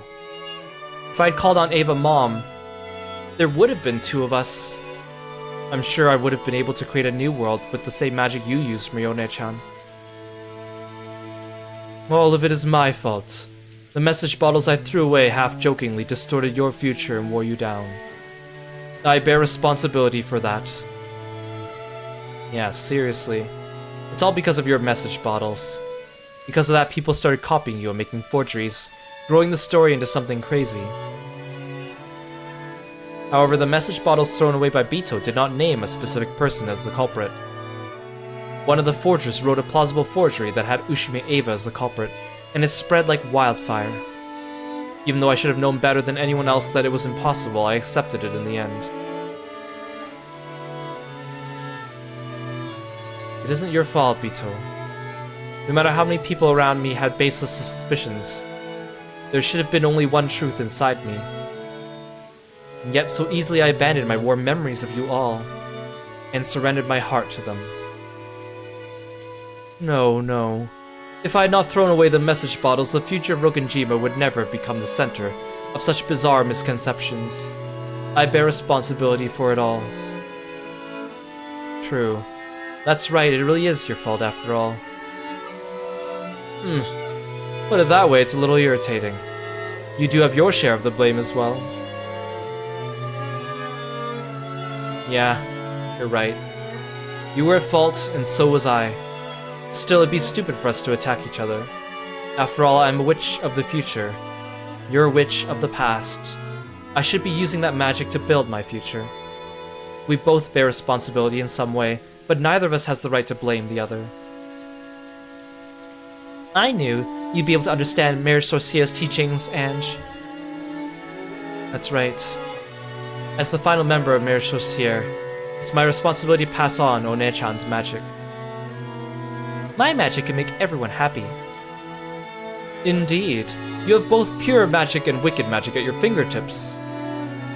That's true. Magic can change completely depending on your heart. If you aren't properly guided, you can't use magic properly. And proper magic can bring people happiness. It is a wonderful thing. Bringing people happiness is the sole reason that witches wield magic. I am very pleased to know those teachings have been passed on through the endless witches all the way to the final witch. Sorry for failing to pass it down myself at all. Witch of the future, Ange Beatrice. I will now retract your expulsion from Mère Sorciere.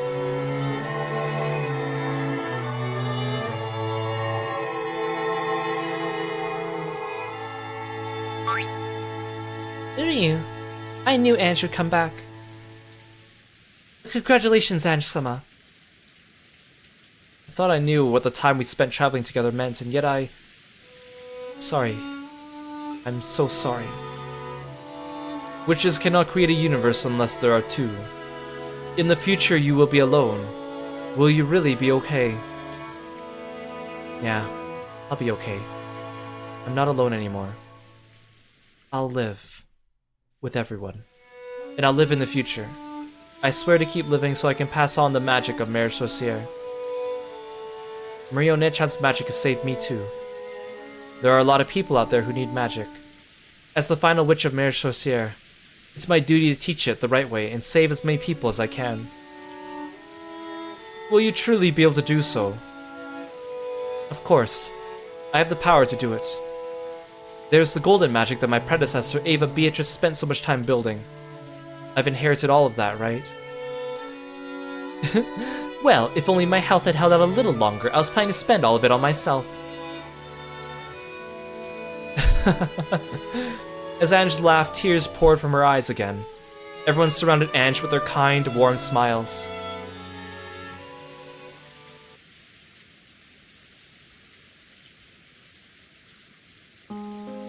Adler stood alone in the rose garden maze, letting the rain quietly fall on him. After searching for some time, Ange found him. Oni-chan. Ange, who was feeling guilty, sensed anger in her brother's expression, so she thought he was going to hit her. She shut her eyes. However, her brother touched her softly. He patted her head gently. Hey. The truth wasn't anything important, was it? No, it wasn't. Even though you were here waiting for me to come home in such a warm world, I had my back turned the whole time. You learned the truth. Yeah. So any hopes you had of someone miraculously surviving and coming back have been crushed. However, you now have a new mission. A hope for living in the future. You kept that precious hope safe for me. I was the one who opened the box and let it get away. It turned out worse than Pandora's box. A truth I didn't need to know flew out of the box, along with all my hopes, leaving nothing inside but empty space. That's okay. It's open now, and that's that. If it's empty inside, that means it won't fester. After all, false hopes can sometimes bring you pain. Adler laughed heartily. Then, with that same smile on his face, he told her. We're already dead. Yeah. You've lived 12 years on the hope that we might still be alive. Not anymore. That's over and done with. Yeah. I know. Starting now, I'll step forward into a new life. Ito put Rokenjima in the cat box. The next witch on Ava guarded the lid of the cat box her whole life. You, the witch after her, opened that lid. But so what? Why does the truth of the past matter? Yeah. From now on, I'll truly live. And I'll make my own personal truth prosper. Good luck, final witch of Mare Sorcière.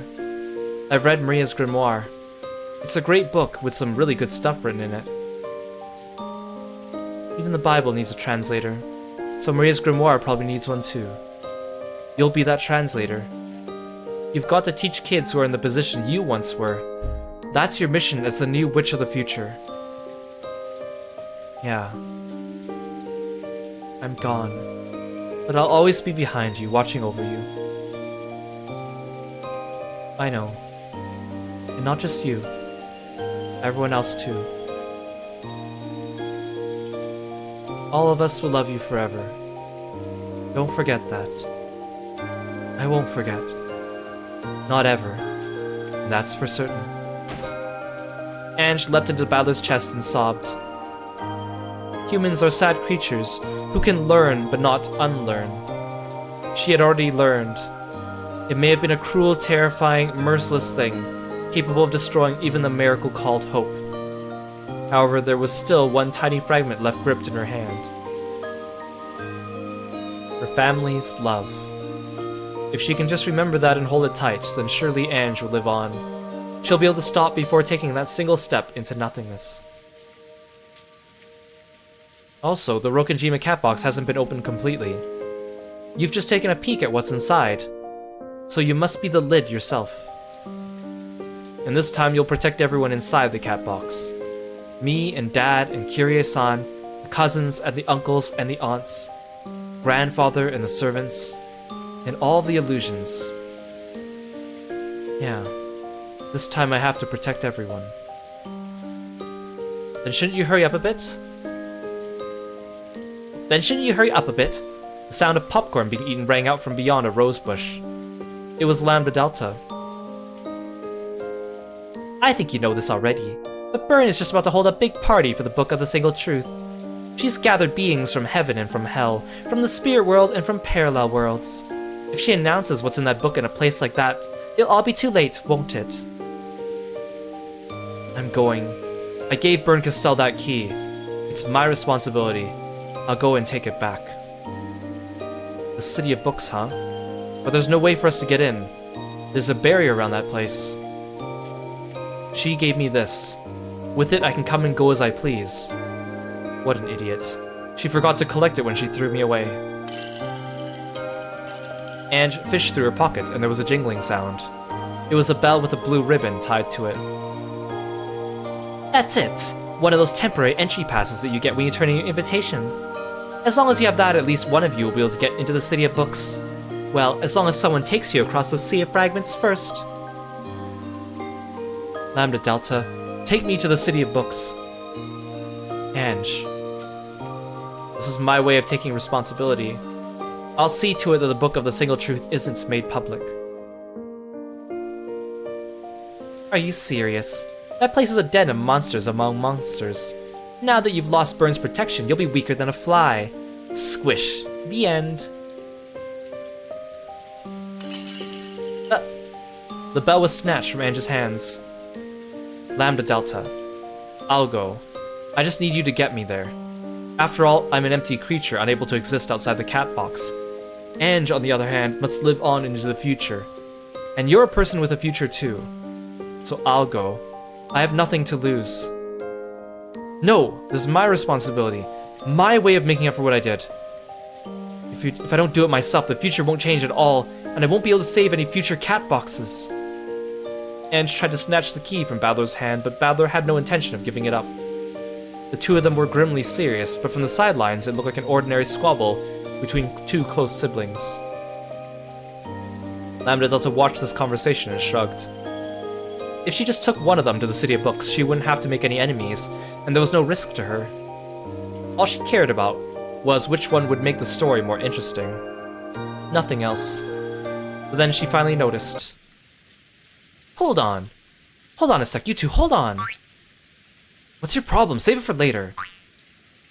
We're having an important sibling discussion here.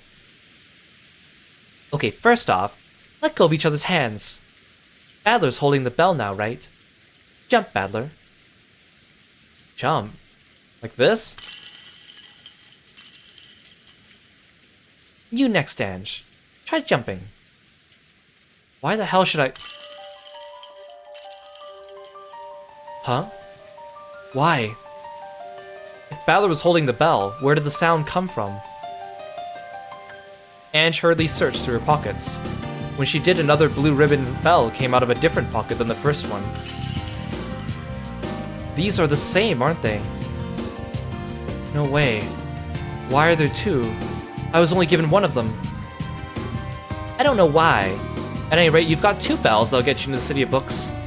Now I don't have to sit here and watch the two of you play around with each other anymore. The pair of them gripped their bells and looked at each other. From the very beginning, this game has belonged to the two of you. There's just been a slight change in who the opponent is. This isn't a competition between you two. It's a fight between Badler and Ange, who want to close the lid on the cat box, and Burn, who wants it opened. Ange has moved from Burn's team to Badler's team. That's all there is to it. Lambda Delta, take us to the City of Books.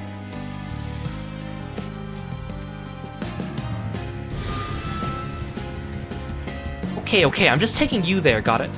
After that, I'm done being there anything but a spectator. I just want to have the best seats to see exactly how you fight, what you do, and how Burn makes mincemeat out of you all.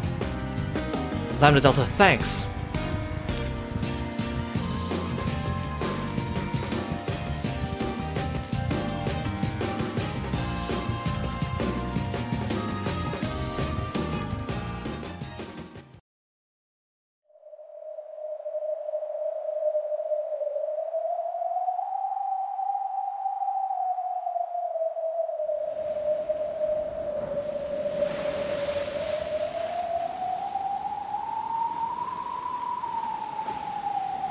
Shannon and Cannon stood guard in front of the door to the Golden Land.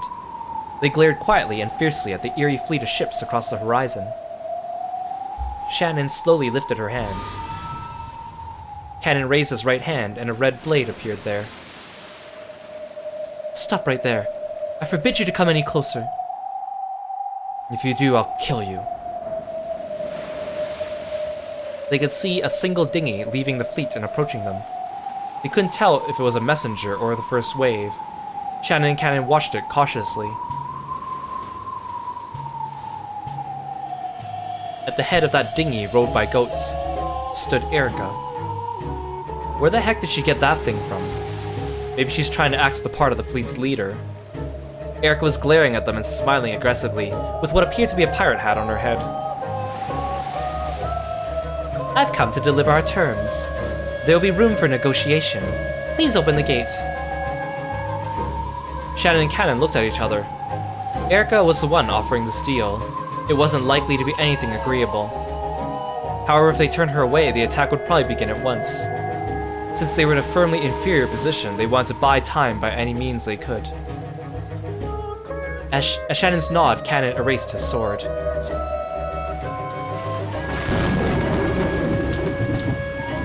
The Golden Land was filled with a hard downpour, accompanied by occasional thunder. Erica, who realized that this weather spoke for their emotions, smiled even more boldly.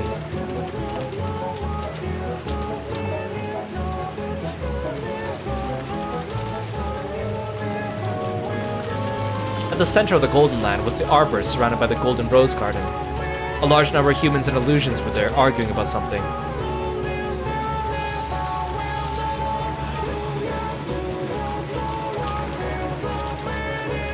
Even without asking, it was easy to guess the nature of the debates by their anguished expressions. After all, in this life or death situation, they didn't have many options they could take.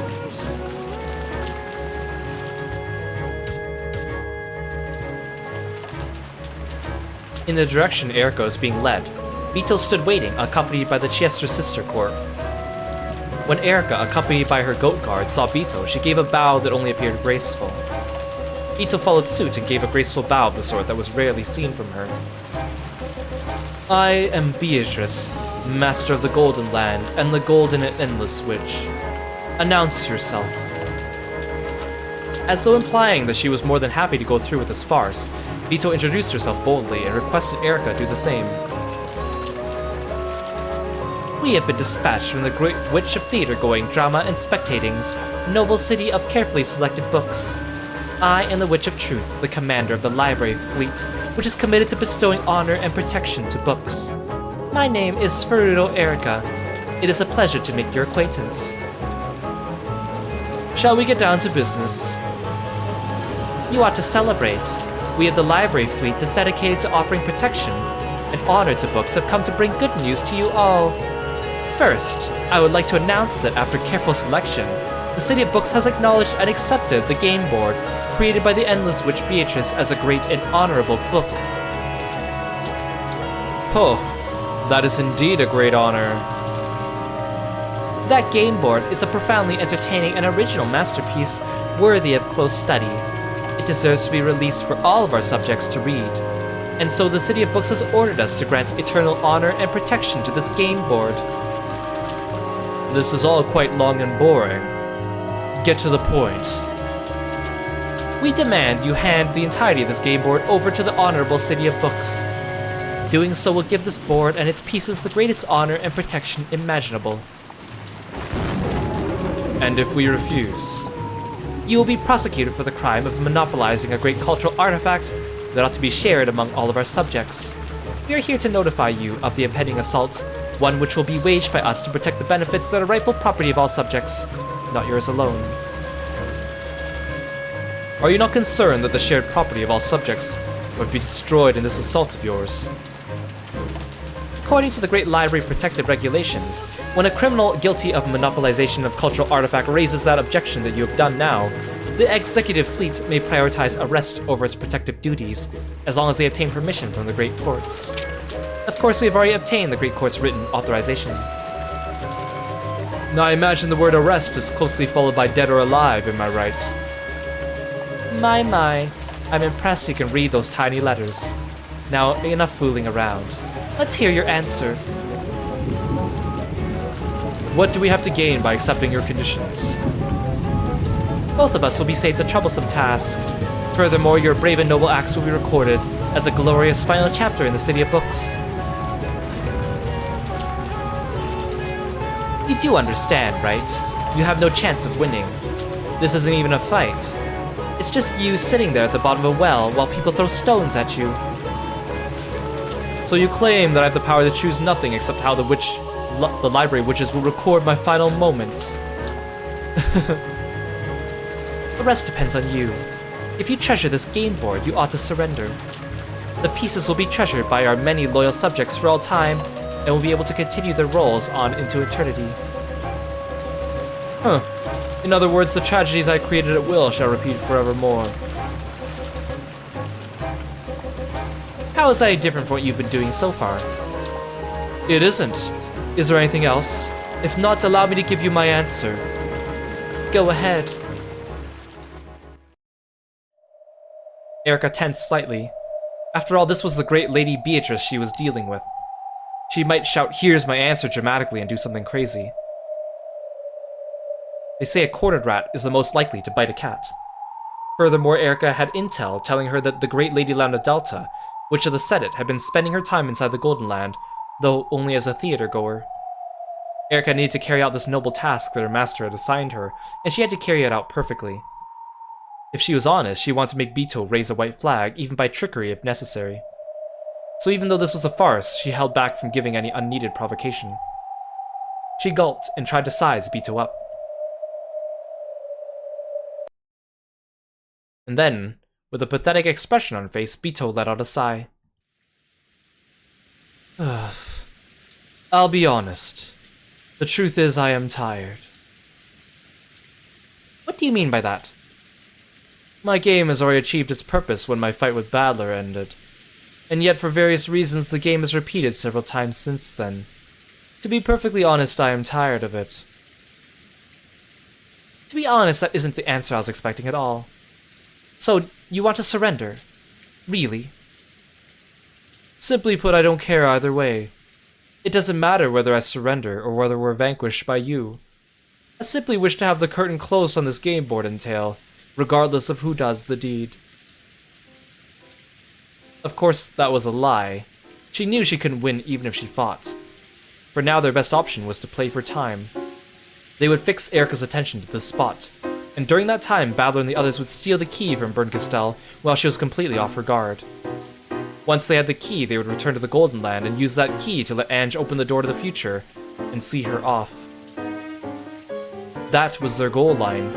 Everything that happened after that would be inside the cat box. Ange would live on into the future with hope. No one would know whether Bito and the others were alive or dead. That was enough. The only strategy Bito and the others could use to achieve that was to buy time. If you do surrender, it may be a bit of an anti-climax, but it will save me a lot of trouble. But, well, it is not quite so simple. You see, and this is just between you and me, as you may know, the Great Lady Lambda Delta is staying here. She is, pushing us to show her a dramatic climax. That's a pretty cruel whim to force on someone. How are a few wimpy people in what's basically an already solved puzzle supposed to fight against our fleet, with its hundreds of thousands of troops? Very true, very true. The gap in strength is overwhelming. We told her it wouldn't even be a fight, but, well, Lady Lambda Delta doesn't listen, and just said she would bring some of her friends to support us, so we should fight with everything we had. Lady Lambda Delta's friends. Unlike Bernkastel, who kept to herself, Lambda Delta had many friends. Her friends and patrons were either territory lords of great influence, who came from all over the place, or else monsters that had become legends in their own lifetime.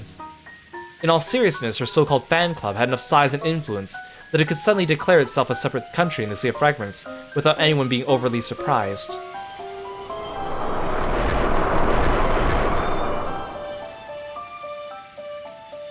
This is quite a problem for us with Lady Lambda Delta all ready for action. Without any regard for us, she keeps calling up friends and acquaintances on the phone from all over the place, telling them to come over. Of course, this was a lie. Lambda Delta had turned into a small candy comet and was now shooting towards the City of Books, with Badler and Ange in tow. So to make sure that Lambda Delta's and Badler's absences were not noticed, everyone was crowded around the arbor, pretending to argue furiously with each other. Badler-sama, give us your decision. We, the Seven Sisters of Purgatory, are prepared for death at any time. I firmly oppose to taking a last stand that would lead to our deaths. What could possibly be gained by dying? How could you be such a coward? It is inconceivable we should live unashamed as prisoners. There are times when the mere act of being alive gives one opportunities. Yes, indeed. A short temper makes a bad leader. Badler, if you call yourself a man, now's the time to act like one. The great land of Delta-sama is even willing to help out, right? I agree. These are the times when a man has to make a tough decision. In many cases, the timing of decision is more valuable than the decision itself. If we surrender, they might not be violent. You can't be serious. Weren't you supposed to be a male lion? Where are your fangs now? If death awaits us regardless, I would rather die as a wolf than a pig. Are you stupid? Are you saying you want to die like a dog? It all depends on the strength of the support Lambda Delta-san can provide. Lambda Delta-san, are your friends really strong enough to win against them? It's a bet. We'll either surrender and die, or we'll lose a bet and die. Interesting. In that case, our chances for survival must be higher if we take that bet. An honorable surrender will surely cause the Great Court to show mercy. They're backed by the Senate, aren't they? Sure, they'll hem and haw, but we'll all see the guillotine at the end. Anyway, let's all calm down. Cool your heads. I'm opposed to letting our emotions control us. Why don't you calm down first?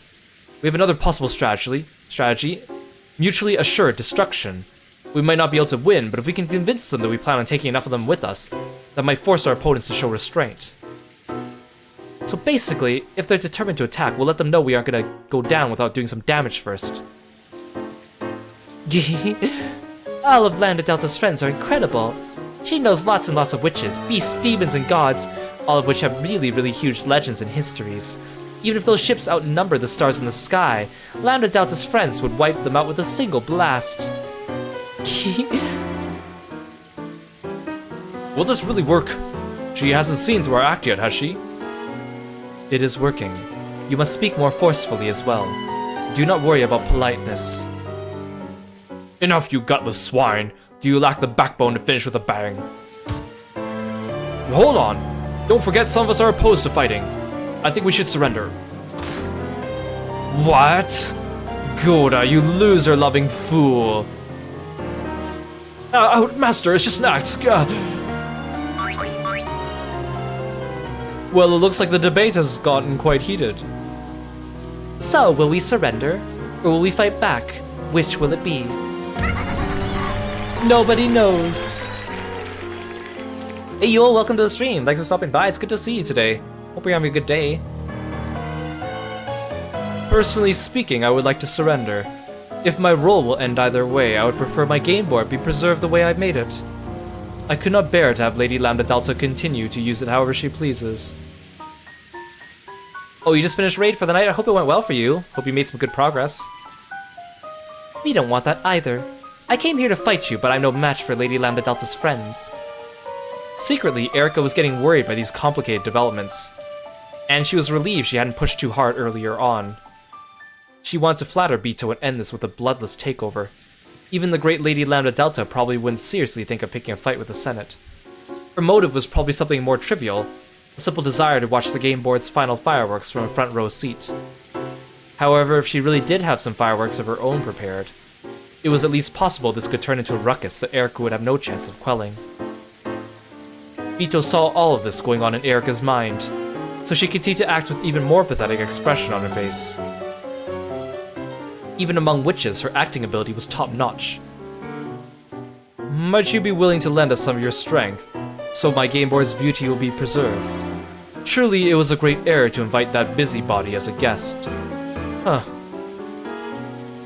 I understand. I'd like to end this quietly too if I can. So, how can we work together? For some time now, we've been arguing over whether we should surrender or resist. I intend to return to them and propose we surrender, and ask Lady Lambda Delta not to do anything that might destroy the game board. That would please me very much. So what should I do? I would like you to guarantee we have the necessary time to debate the matter.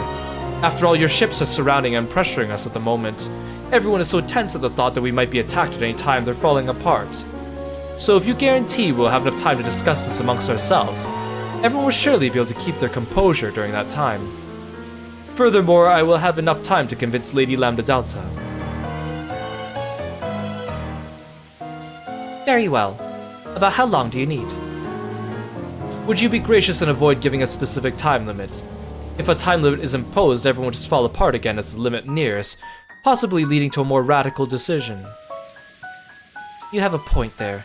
The most important thing about a fuse is whether it's lit or not. The length of the fuse is a trivial matter. In that case, will you give us the time we need? Understood. I will guarantee you'll have time to discuss it. However, that time won't be unlimited. I'll wait here and listen in on your discussion. Well, as far as that goes, it is true your mere presence here has everyone on edge. I have already made my concessions. Isn't it your turn now? They were some distance away from the arbor, but it was just close enough to give a general idea of what was going on. It was far enough that they might be able to hide the fact that Battler and Lambda Delta were missing. Just far enough for them to convincingly act like this was a white-hot argument in a gridlock. If it were possible, they would rather have kept Erica at an even greater distance. They had planned to set up a seat of honor for their guest at one of the far corners of the garden maze. Is there some sort of problem? Okay. Don't make such a scary face. In that case, please wait here. This is, confidential conference.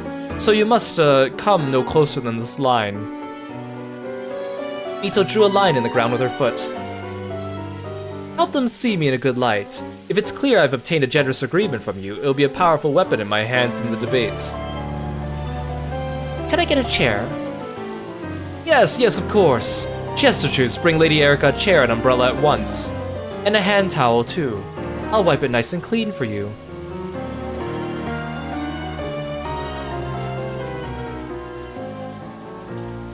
Milady, have there been any developments in our negotiations?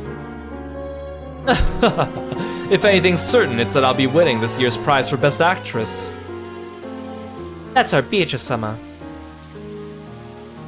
All we can do is argue fiercely, squabble amongst ourselves, and make it look like things will turn for the worse if negotiations break down. Indeed. This is yet another fight to support Battler's group. Get yourselves ready, everyone. Let us argue and insult with all we have. Got it? Yes, master. The sight of Goda, his cheek red and swollen from being pinched, made everyone snort, but they quickly covered their mouths and put fingers to their lips. Then, everyone nodded at each other, and the fake argument resumed. Erica was sitting in the chair the Chester sisters had brought her, filling a goat in on the details of their discussions. The goats would probably return and tell the rest of the fleet. The fleet would tell Bern Castell, and Bern Castell might think of some plan to deal with the situation or give new orders. The conversation with the goat ended and it spun around. It would return to the dinghy and report on this to the fleet. It slipped out from a rose bush and passed through the garden maze, heading towards the door that led outside. Is it really okay to let that goat reach the boats? If it goes back, Erica's report will reach Bern Castell's ears. The Chester sisters spoke through a secret channel that only they could use. 2 seconds, yeah? Won't even be a sound, yeah? It's just about to leave Erica's sphere of awareness. Estimated 10 seconds before it reaches the goat boatman's sphere, so assassination can be carried out successfully. Lady Beatrice, your permission to assassinate, if you please. We can do it. Erica will sense nothing. You do not have permission. Did you think an envoy would leave their ship without a set time limit? The fleet probably has orders to attack it if it isn't contacted within a certain period of time. Let that goat go. 00 understood. The goat passed through the door. Then, after receiving a silent bow from Shannon and Cannon, it got on the dinghy and returned to the fleet. The fleet would probably follow Erica's orders and stand by until an attack order was given. That gave the residents of the Golden Land a chance to assassinate Erica, but of course that wasn't going to be possible, practically speaking. She was Bern Castell's greatest underling and a witch who controlled truth. Tricking her was all they could hope for. Anything else would be overconfident. Why don't you all have a seat too? You need have no worries about us. Without any hints she had been talking about assassinations, 00 stood upright with her hands clasped behind her back. Surrender or resist until the end. The false argument resumed. Just how far and how long would they be able to trick Erica? Yes, the final fight for the Golden Land had already begun. Battler, you can count on us to handle things here. It's time for you and Ange to take this final game back.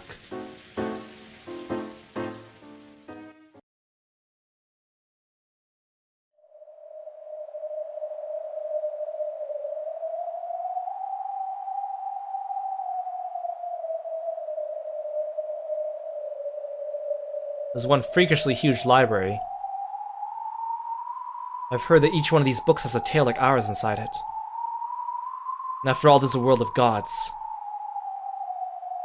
You can tell at a glance there's no place for scum like you to be in, right? After passing through the barrier, the three of them had finally made it inside the City of Books. For some time, they were overcome by the countless otherworldly sights before them, but they quickly remembered their original objective. Are you listening? First off, don't get the wrong idea. You two came here to fight Burn, but that doesn't mean walking up to her and attacking her directly, okay? We know. In the first place, you were only able to fight the Grain Beatrice on even footing because the game board protected you with rules that made it that way. If you leave the game board, you're more like something that'll leave a small stain on her palm when she swats you. Don't forget that, got it? Makes sense. This isn't the game board we're familiar with. We didn't come here to fight. We came here to take something back with us. Exactly. You're here to prevent the Book of Single Truths from being exposed to the public. That's your only goal, your only fight. You better not be confused about that. Valor and Ange nodded to show their understanding.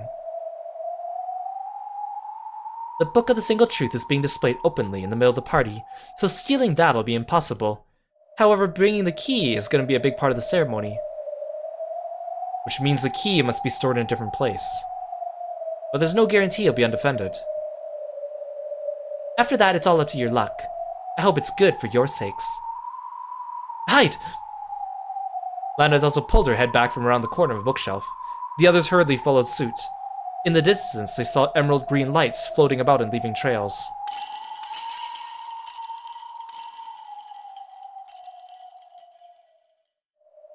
Those are Burn's cat familiars.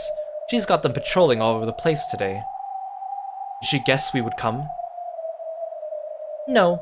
Don't forget how huge this place is. Those are staff cats out looking for idiot guests who've gotten lost, so they can be taken to the lost children area. And that's not where we want to go at the moment. If it looks like one's about to find us, should we take them out? I'd advise against it. Maybe if this was some other territory or game board, but this is Burn's home base. That single cat should make you as scared as being surrounded by a crowd of vicious beasts. Plus, they're cats. They've got good senses, and they'll call for their friends. If they spot you, you better be prepared for what happens next. I'm not going to save you. Just getting you here has been troublesome enough. If I surrender, I might get off the hook with being stripped naked and thrown into the worst sort of crappy fragment for just a century. How wonderful. I think I can sympathize with Burn's feelings a bit now. Lambda Delta wasn't laughing. Most likely, even this punishment she spoke of was pretty optimistic. Even though she keeps saying she won't help anymore, she's already risking everything. Why? Isn't it obvious? Lambda Delta brushed her hair back and grinned. It's because you're gonna show me the perfect happy ending. Lambda Delta hugged their heads at the same time, making their foreheads bonk together. You better show me for certain. Yeah. We'll certainly show you a happy ending. We'll certainly take this cat box back. Let's go. This way, and swim quietly. Hey MM, welcome to the stream. Thank you so much for stopping by. It's good to see you. Hope you're having a great day. The three of them swam out into the darkness of the deep ocean trench that was the City of Books.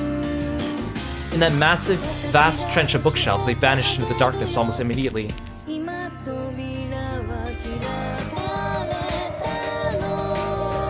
Hey, Yule, welcome back. I hope you had a good snack.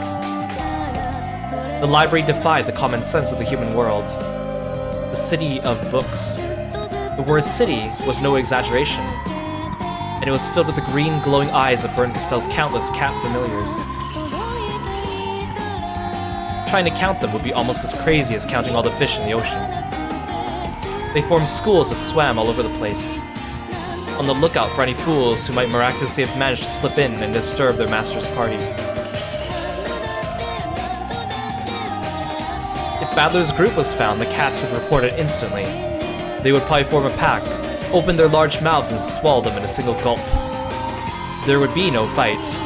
In this place, Battler's party would be swallowed like tiny fishes if they were discovered.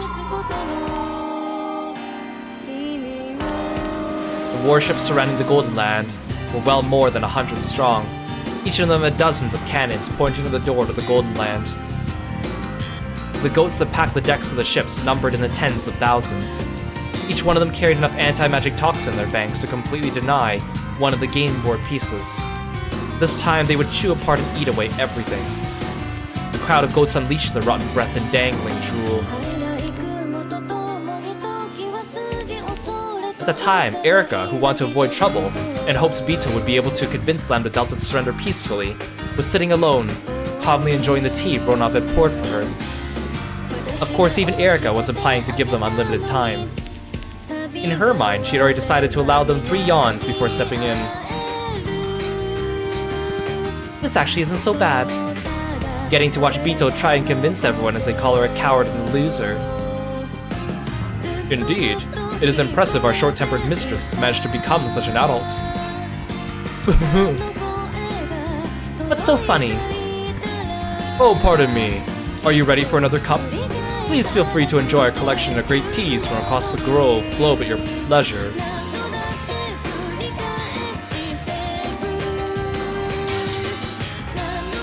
Lambda's leading Vito's side into all-out resistance, and she's gathering her friends. Is this a joke? The messenger cat shook its head and continued dispassionately meow its report. Even Lambda isn't that stupid. She should know what it means to have Awa as her enemy. Even as she said this, Burnquista was chewing away at her thumbnail. Despite how she looks, that kid has a lot of strange friends.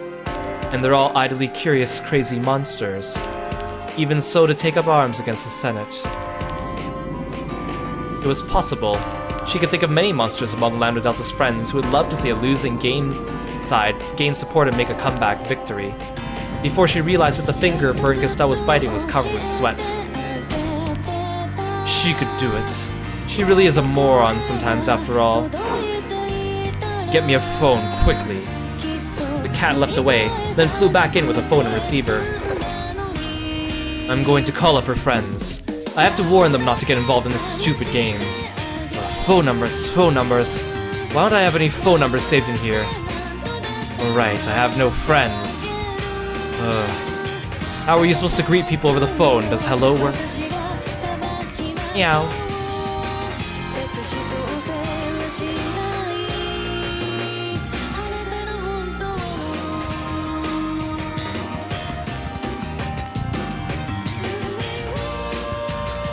The golden key was being kept in a room inside the City of Books. However, perhaps room wasn't a fitting word to use. It was large enough you could probably fit 2 domed baseball stadiums in it if you tried. Even so, in the city, these were called rooms. Floating in the center of this vast room were several sacred magic circles.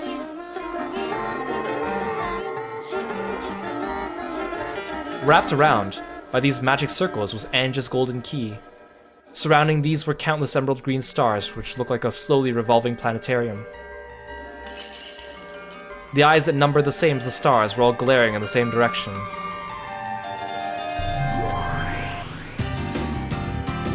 Come on, don't look at me like that. I'm on your side, did you forget? One of the cats paddled towards Ava, meowing that no one was allowed to enter this room. Lady Burnquista ordered me to guard that key, so why don't you leave this to me and get lost?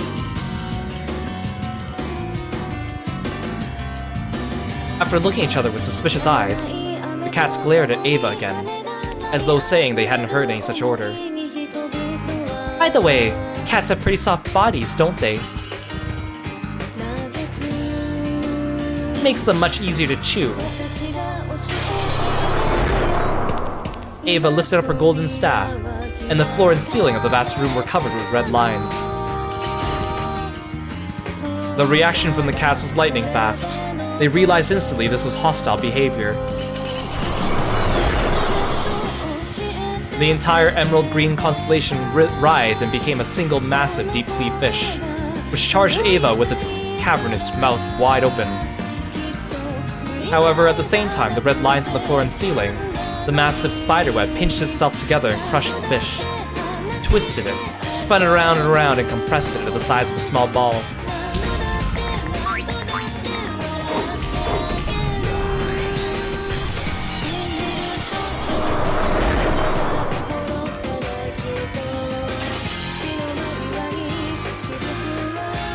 Then that ball-shaped thing burst open, leaving nothing left. It all happened in an instant. If only you just give up and die.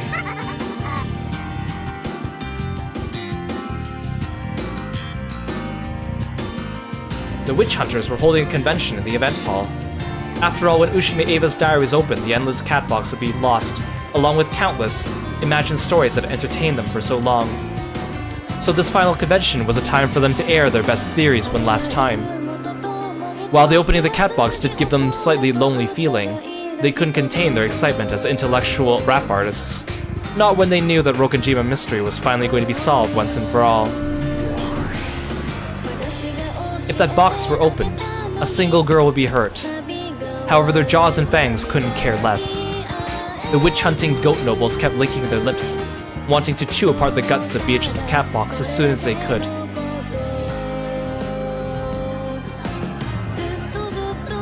Seated upon a solemn throne so tall it looked like a pillar, Featherine listened in on the nonsense being spewed from the mouths of the goat nobles. A black cat wearing a cape silently appeared and whispered something into Featherine's ear.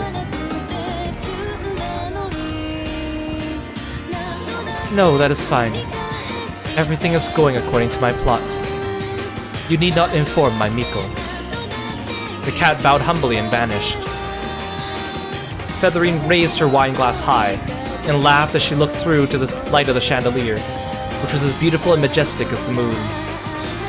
This should be enough to thank you for your excellent reading, child of man. Well now, just who is weaving this tale? Am I for you, or are you for me?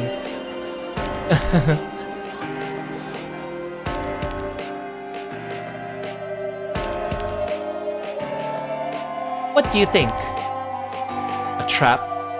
As Badler's group moved forward, darting from bookshelf to bookshelf and avoiding the eyes of the cats, they found something strange. Written with a faintly glowing red substance was a letter and an arrow. K, that way. That's what it looked like to them. Do you think K means key? Those red marks only appear when we get close. This is a message aimed at us. Is there anyone here besides us who'd be willing to help? I didn't think we had any allies. Ange traced the red arrow with her finger. It was written with very faint, thin strings that had been tied together. This red stuff, which stuck to your finger and tore away like cotton candy, had to be... There is someone on our side. Someone who's always been on my side. How can you be so sure? Yeah, I get it now too. Lambda, we can trust the person who wrote this. She'd probably be able to guide us to the key safely. Are you sure? Then let's go. We don't have time to be standing around. Thank you, Mom.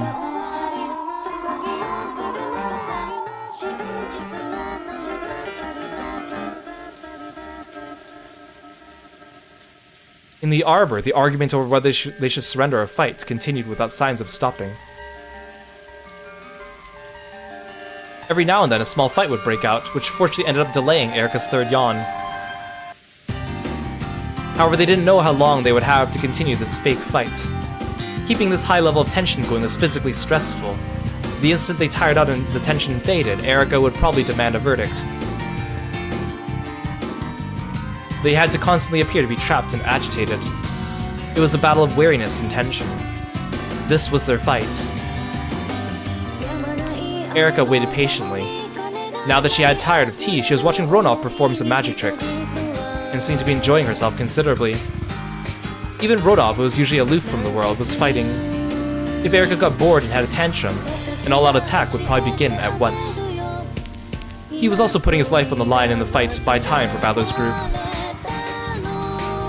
As the fiercest leader in the argument, Vito wore out the quickest. She breathed heavily and her face was so pale it seemed she might faint at any moment. Vito, hang in there. Your body won't hold out much longer at this rate.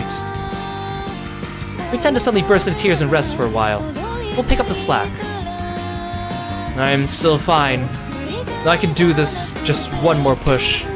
Let's go. So who's up next? Who wants to be beaten down first? In that case, I, Goda, am prepared. We must fight. It would be outrageous to accept defeat without fighting. As I've said from the beginning, fighting with all we have is the only option. Hold on a second.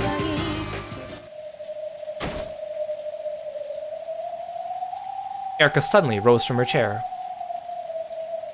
Ronov tried to coax her back into her seat, but Erika's attention was completely focused on those arguing under the arbor. I am the detective. My memory of what I hear is as good as a recording.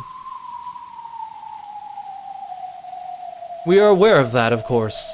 You are quite an excellent detective, after all. I'm not interested in you. Goda-san, I have one question for you. Yes, ma'am. Have I done something to cause offense? Hold on. Don't forget some of us are opposed to fighting. I think we should surrender. Those were the first words I heard from you when you arrived here. However, you just said this. We must fight. It would be outrageous to accept defeat without fighting. As I've said from the beginning, fighting with all we have is the only option. That's what you said. Well, did I say that? It is hardly strange for an opinion to change in the course of a discussion. Indeed. All of us have been feeling doubts about our position lately, so an occasional change of opinion wouldn't be... No. From the beginning to end, no one has changed their opinion in this argument. Just now, Goda-san alone flipped his position 180 degrees. Furthermore, I can't imagine any of the statements made by the rest of you were sufficient to make Goda-san switch his position. Hey Blue Moss, welcome to the stream. Thanks so much for coming by, it's good to see you. An uncomfortable moist wind blew by. Why did it have to be a moist wind? Everyone was silent, frozen as though time had stopped. In that silence, Erika continued with a blank expression. This can lead us to two conclusions. First, it may be that Goda-san has no opinion, and is just a loser who will say anything that goes with the flow. Second, it may be that none of you has an opinion, and this entire argument exists only for its own sake. Aren't you overthinking this a bit? Here we are in a desperate debate that will decide our fate. I hardly think it's strange some people would act abnormally under such pressure. The only reason for prolonging a meaningless argument is to buy time. Do you have anything to gain from buying time? Is it because Lady Lambda Delta's reinforcements will come? That can't be true either. After all, for some time now, I've heard all of you speak to Lady Lambda Delta, and Battler occasionally, but not once have I heard them reply. Taking all this into account, we are left with only one conclusion. That Lady Lambda Delta and Battler are not here now. And that these people have won Lady Lambda Delta's assistance, with Lady Lambda Delta and Battler probably planning to sneak into the City of Books. In which case their goal is probably to steal back the Golden Key and Ange. And your plan was to act as bait and buy time until their mission was complete. But because of Goda-san's single poorly chosen line, this level of reasoning is possible for Furuto Erika. What do you think, everyone? With a blank yet ruthless expression, Erika spoke these words and returned to her seat. Everyone else was frozen, unable to move. No one spoke. However, time was moving. As evidence, a bead of sweat dripped down someone's cheek, fell, and hit the table with a tiny yet audible splat.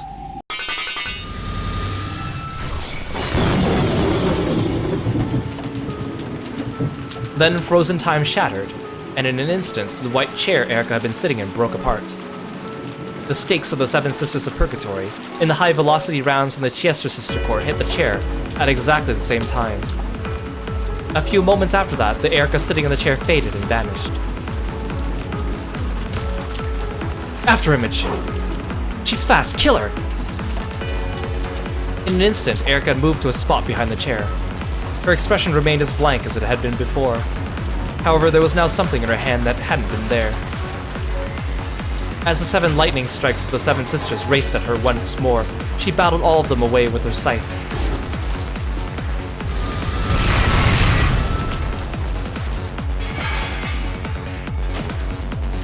That was one hell of a farce, but the tea was good. Thanks for the meal. Well now, it seems you've all been in agreement since the start. Allow me to ask for your answer once again. Erika lifted her left hand, the one that wasn't holding a scythe. even though in the picture she's holding her with her left. Very well, allow me to answer. This golden land belongs to me, to all of us. If you enter with your shoes on, we'll give you a proper welcome. In other words, to put it elegantly, all cannons prepare to fire. Target the golden land. Wash your face in miso soup. Shoot him dead.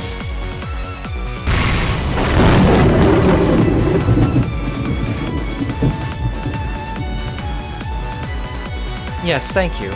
See you around. Meow. Kirostyle set down the receiver and crossed out yet another name on the list of Lambda Delta's notable friends.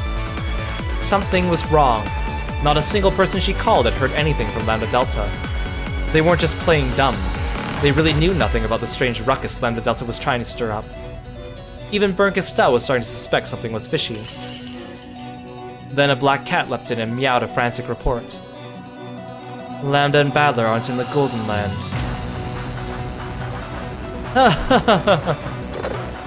She tore the phone receiver from its stand. The number she dialed was short. It was probably an internal line. However, after listening to it ring several times, she slammed the receiver down again, finally managing to break the phone. Gather all cats who aren't busy. This is an emergency. The cats I had guarding the key aren't responding. Lambda! Kirostyle, overwhelmed with emotion, kicked the table over.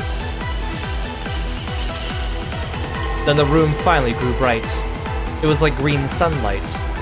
A bright green light waved about, giving the illusion that a green sun was rising and lighting the room up. It was a sign Kirostyl's army had been given an emergency summons. Come, my kitties. It's time for a witch hunt. That kid always smells like candy, so you'll find her pretty fast. The first cat who gets her gets a human form and a witch's title. What was now an emerald green nebula let out a roar of delight that shook the bookshelf cliff.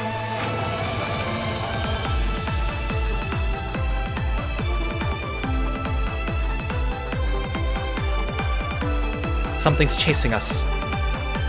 What is that? A green sun? Hide! They know! The three of them frantically hid behind a bookshelf. The room with the key in it was straight ahead. They could see something glinting faintly in the darkness of the room. It was a glint different from anything else they had seen so far in the city. The color of the glint was gold. They had almost reached the golden key. However, if they went towards it, Kirostyle would be right behind them, along with her vast swarm of familiars. In other words, they were trapped in the dead end.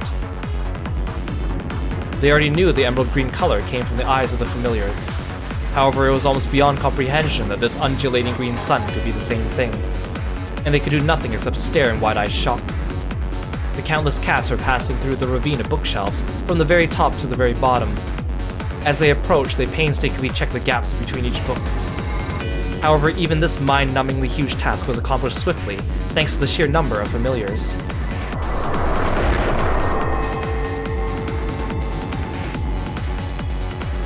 With the speed of a gust of wind, they carefully checked every nook and cranny. There was no way to hide from this green sun. They would have been foolish as trying to hide from water on a sinking ship. Will we be able to hide until they pass us? No. At this rate, we'll be found no matter where we go.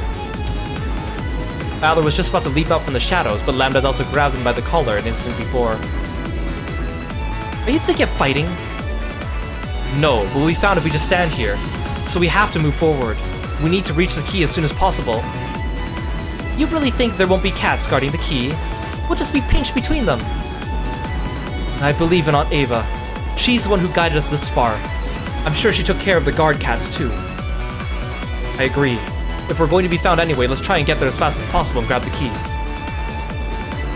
If we could just do that, no one will be able to open the book. So you'll rush in there and grab the key, and then what? That place is a dead end, right? You realize there'll be nowhere to run, don't you? We know that, but the key will be our trump card. It's vitally important to Kirostyle too. If worse comes to worse, we might be able to use the key as a bargaining chip.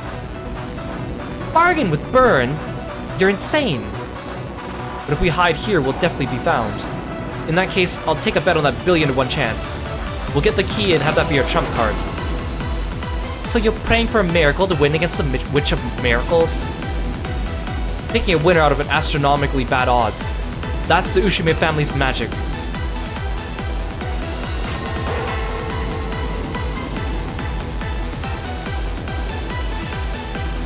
I've got good eyesight, so let me enlighten you. You see those magic circles around the golden key? That's a simple barrier, but probably a pretty strong one. It'll break if you just touch it, but it's a sort of annoying seal that'll take exactly 1 hour to fade, whether a great witch or a lowly human does it. It's still over an hour before the ceremony begins. In other words, we won't even be able to touch the key unless we buy time for a whole hour. When Aunt Ava took out the guard cat, she must have broken the magic circle too. It probably won't take an hour. As far as I can see, the magic circle's still intact. Sorry to say it, but even if Ava did touch it, it was less than an hour ago. Well, what's an hour? At least we know we can grab it if we manage to stick around that long. Yeah. Sure, let's play tag for an hour. I'm used to getting chased around by thugs. You two really are out of your minds. You're really planning to play tag against Bird and all of her cats.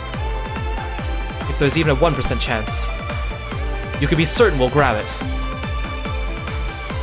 The difference in enthusiasm between the siblings, who had everything to lose, and Lambda Delta was immense. However, Lambda Delta was no coward. She was a great witch of the Senate. If she surrendered, she wouldn't be able to escape severe punishment, but she would be forgiven after a few hundred years.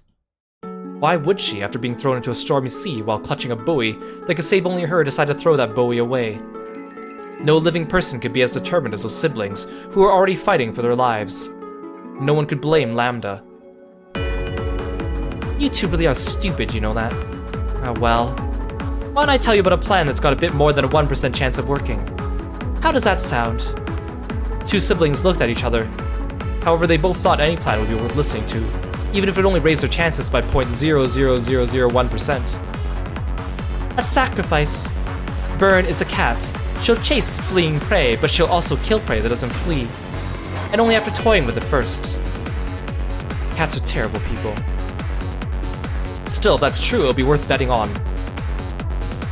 Let's have one sacrifice. We'll decide with rock, paper, scissors. Whoever loses has to go taunt Burn, then get laughed at and killed, all to buy as much time as possible. Does that work for you? No need for rock, paper, scissors. I'll do it. You two go on to the key room. No way, Oni-chan. I'll do it. This is all my responsibility. I was the one who listened to Burn Castell and trusted her, so I've got a thing or two to say to her. Both Badler and Ange decide to be the sacrifice and wouldn't listen to the other. See? You need rock, paper, scissors to decide, right? If we don't act quickly, we won't even have a chance to use this plan. They'll be here any moment. Okay. Either Ange or I will be the sacrifice. Lambda Delta, you'll take whoever's left, steal the key, and take them back to the Golden Land. I won't let you do it, Oni-chan. Quit joking around.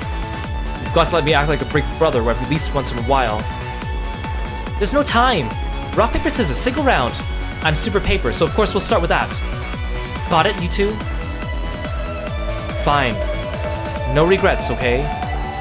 3, 2, 1, paper. It really was a stupid kid's game of rock, paper, scissors. Since they promised to start with paper, this was a chance to make a surprise attack and use something else. However, both Badler and Ange chose rock. And yet, it wasn't a tie. Because in addition to those two rocks, was one person who chose scissors. After staring stupidly at their fists and those scissors, they looked at her. Ah, dang. We were supposed to start with paper, so I figured I'd use scissors and beat you both. I guess paper should have stuck with paper. There had been no reason for Lambda Delta to join in on the game. This wasn't the time for a joke like that. Badler and Ange, each trying to lose, chose rock. Lambda Delta alone chose scissors. Don't tell me you intentionally. If you die, we can't even get back to the Golden Land. It doesn't count. Well then, you could just use this. When Lambda Delta made a clenched fist, a palely glowing fragment appeared there and she gave it to the pair of them. Badler had seen one of these before. It was a magic fragment, like the one Erica had used before disappearing, which allowed one to cross the sea of fragments. With that, you'll be able to return to the Golden Land. And anyway, I'm the best person for the job. You two probably wouldn't last a handful of seconds against Burn. If it's me, not only will an hour be no problem, but who knows, I might even win. And I owe her one. I've got to make this my victory and even the score. Still, away games are such a pain. Hey Aru, welcome to the stream! Thank you so much for coming by. Hope you're having a great day. Lambda Delta pretended to complain as she stood up straight. Anyway, see you in a bit. I guess a show-off like me couldn't stick to being a spectator after all. Sorry for stealing your time to shine. It's sad I won't be able to watch your game until the end. But I've already been shown the script, so I'm not missing anything. I believe that Ryukishi said that Lambda Delta was his favorite character. And it's funny because, like, she mentioned, like, the popularity polls and everything earlier. But I think her standing definitely raised after this game. Lambda. Then with her broadest smile and a wink. This is your happy ending. I've already figured out what happens next, so there's no need to watch. I'll see the two of you again. In the credit roll of your happy ending, that is. Wait. Lambda Delta snapped her fingers, and the two of them turned into Competo candies. She picked them up, took aim at the glint of the gold key, and flicked them away. That way, they should be able to reach the key without Kirostyle noticing. Dang, what terrible luck. What were the odds of them both playing rock against my scissors? Yeah, I know. It wasn't nice of me to test you like that. Sorry, you two. And then, Lambda Delta's body was lit up by an emerald green light.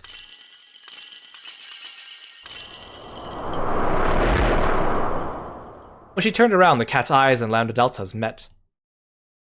Lambda Delta grinned and waved. There was a fierce roar and several bright flashes. What in the...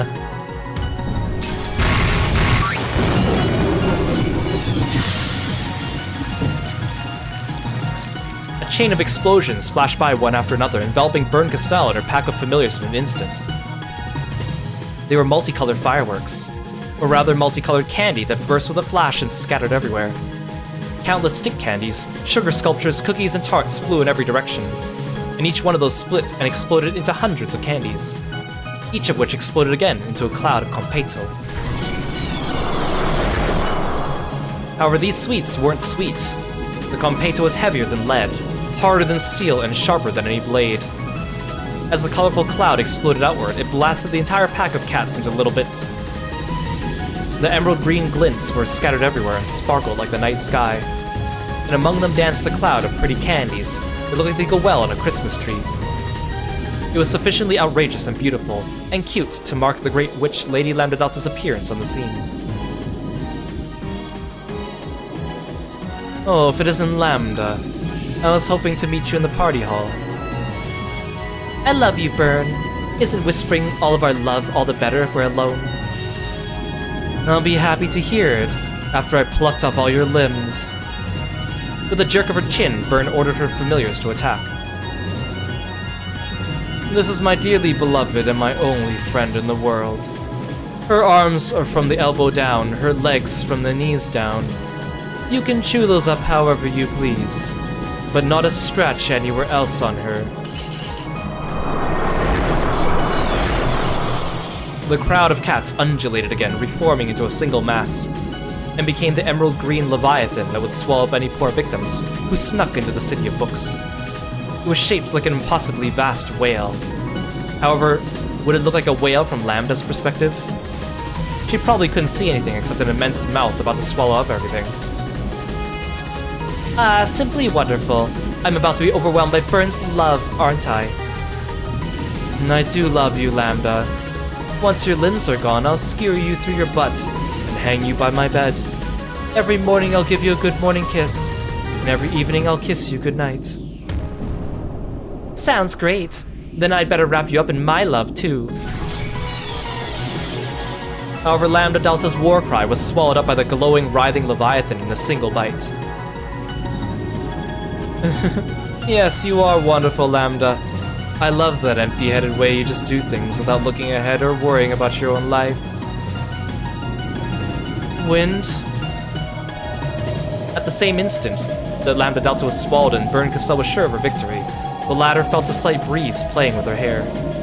The countless sweets that Lambda Delta had sent flying like fireworks, which had drifted about like the decorations at a Christmas party, were flowing. No, they were converging on a single point.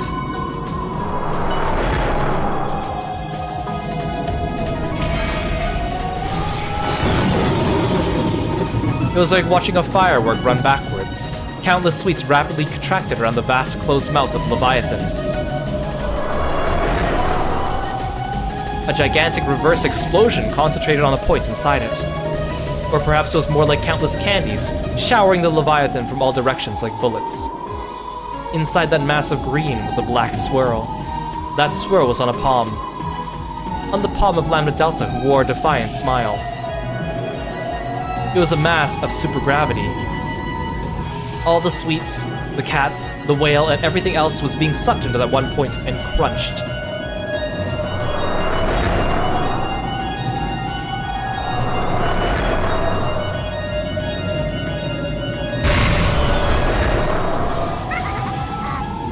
I'll hold you tight. Get over here, Burn. You're trying to suck me in? All the candies Lambda Delta had scattered were getting sucked back into the black hole on her palm at unbelievable speeds. The reverse explosion of the oncoming candy whittled away at the Leviathan, crushing it inwards. Lambda! Come on, let me give you a hug. With all her strength, Burn-Castell held her ground in midair, trying to resist the supergravity. For the first time, all traces of condensation had left her face. Even Lambda Delta's cocky expression was marred by the sweat trailing from her forehead.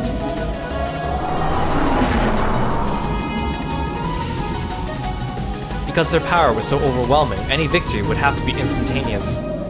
If either relaxed in the slightest, they would match each other's strengths and get dragged into another dizzyingly long fight that would last for centuries. Neither of them had any desire to go through with that again. So neither of them showed the slightest mercy for their most beloved friend. By now, the Leviathan had been completely crushed and compressed inside the black hole. Burn-Castell was the only one still holding her ground. However, a windstorm of candy asteroids like the asteroid belt repeatedly slammed into Burn-Castell, wearing away at her girl's form bit by bit.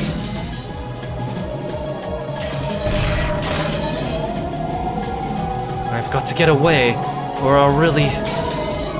Ugh. The thing flying into Burn-Castell's range of vision was a comet pelting straight for her with a massive present box at its core and a cloud of candy surrounding it. Lambda! Ugh! Ah, my body! The candy comet wiped out Burn-Castell along with her scream. It burst into tiny bits. Within a blink of an eye, it was sucked back into the hole of supergravity. Once it was all gathered in one place like a gem, it began to spin rapidly. It was flattened by the centrifugal force, turning into something whose shape resembled a galaxy. After swallowing all the cats and their master, it now looked like a wiggling, flickering, emerald green galaxy that floated just above Lambda Delta's palm. The pocket of supergravity kept compressing it further and further, until at the end it had become a single green shining Comiket. Then, it fell down onto her outstretched palm.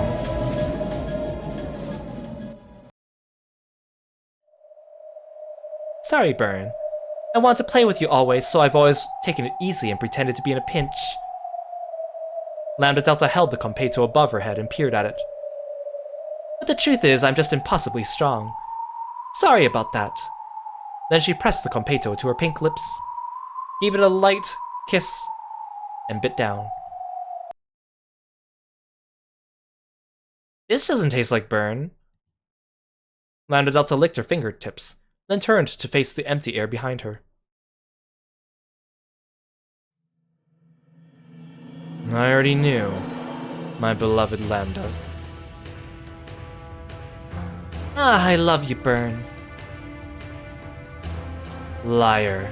I knew that you never took me seriously. In that case, let's love each other for real. Both of us, seriously. I do love you, Lambda Delta. I'm happy. So happy. I do love you, Burn-Castell. I'll turn you to candy and cuddle you with my tongue forever. No matter who wins, our love will never fade. That's wonderful, just wonderful. Okay, let's love each other right now.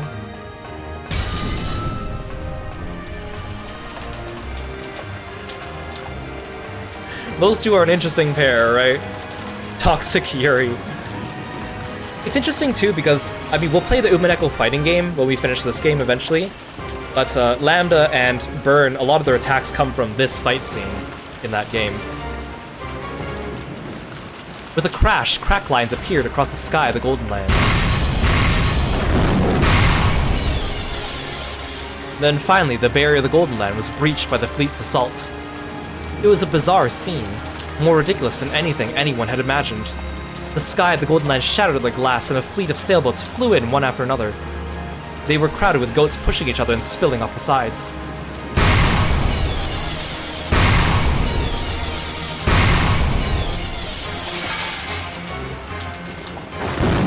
Come, let us begin. This is the Golden Land's final banquet. Banquet. It wasn't some fancy metaphor, but a simple statement of fact. The overwhelming surge of goat troops came in like a tsunami. The residents of the Golden Land who stood defiantly were like a forgotten sandcastle on a beach. A fight between a wave and a sandcastle is not a fight. It was a banquet for the oncoming Vikings. At a stand-up meal, the voracious, merciless goats.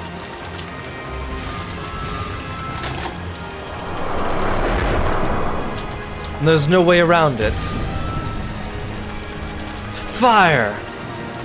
Good. Come, goats, bring destruction to all that has form, stillness to all that moves, despair to all who live. All those who could use magic fired it off at once.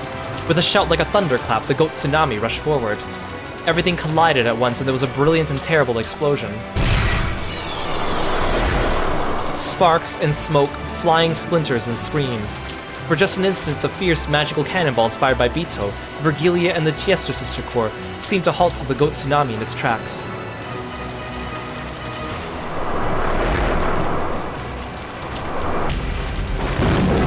However, their numbers were so great they didn't even flinch. The goat wave continued to walk over the corpses that had been blasted away, or which had fallen to their knees in weariness. The mound of corpses piled up, and still more goats were shot down as they tried to cross it, so that in a few seconds it really was tall enough to be a tsunami. Pitiful! This Golden Land you've built is nothing more than a sandcastle some kid left on a beach. Be swallowed up and disappear. Perhaps you should liken it to ripples beating meaninglessly against a wharf. A sandcastle getting swallowed by a wave. Just you try swallowing my castle.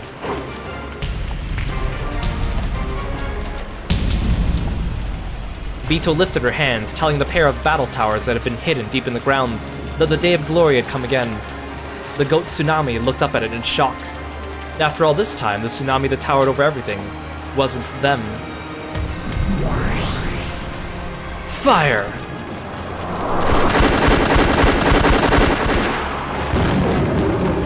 A thunderstorm of rapid-fire ballista rounds leapt from the tower gun ports. The goats let out a confused scream at the furious tempests that were bearing down on them. However, they saw something else too.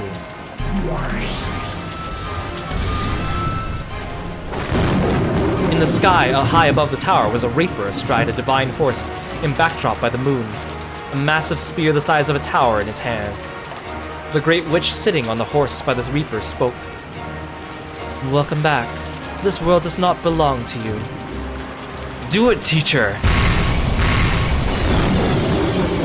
The heavenly spear pierced the ground. For an instant, it looked like some divine tower was sticking out of the ground. However, that was the very last thing those eyes ever saw.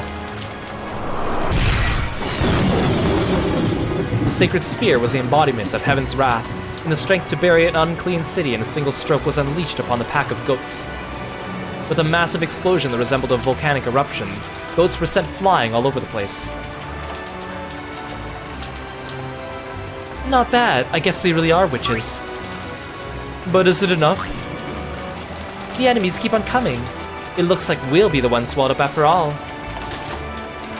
At least you two seem to be enjoying yourselves. How could one fail to enjoy such a festival? It seems our time in the limelight shall not be stolen from us after all. Looks like it. I'm all fired up. Yes, the crowd of goats truly was like a wave pressing in from the sea. You might be able to split a ripple on the beach with your feet, but you can't split the sea. Witches could. However, that meant the other side also had someone who could split seas. Suddenly, smoke poured from one of the two towers, and the ground shook as it crumbled.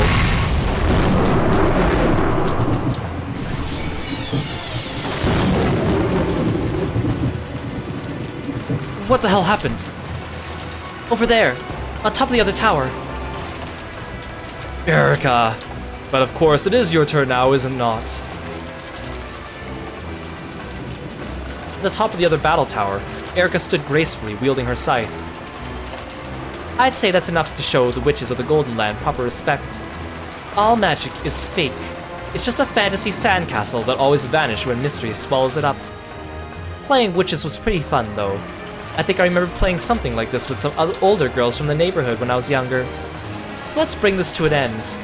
Now it's time to hear you scream. Erica threw that pretentious pirate hat she'd been wearing this whole time into the sky. With the moon behind it, Erica's form, her afterimage vanished from the tower's peak. Where is she? We have her on radar. She's on the side of the tower. Shaking with a wild, joyous laughter, Erica dashed straight down the tower. She swung her scythe like a baton, as she passed along the tower's walls, its gun ports, walls, pillars, and everything else crushed, leaving a trail of smoke. So from the sidelines, it looked as though a line of smoke suddenly split the tower from top to bottom. The golden arrows of the Chester Sister Corps chased after Erica like golden threads in a sewing machine. You monster! Get yourself sewed and embroidered, yeah? Good. Good, good, good, good. Even the golden arrows couldn't catch up with Erica. Finally, Erica reached the bottom of the battle tower and empty cartridges were ejected from the golden arrows. Burst, useless tower. Isn't that the phrase? Erica, who had now landed on the ground, slowly stood up and tapped to the tower behind her with the handle of her scythe.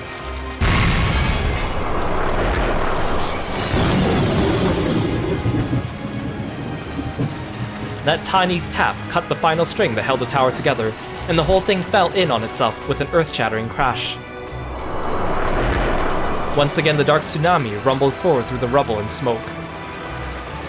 I am Frutal Erica, Witch of Truth. This moment marks the dismantling of the Golden Land by the truth. Dust to dust, illusions to illusions. I'll end your daydream for you. Come, try to remember, ghosts. Remember how you died so long ago.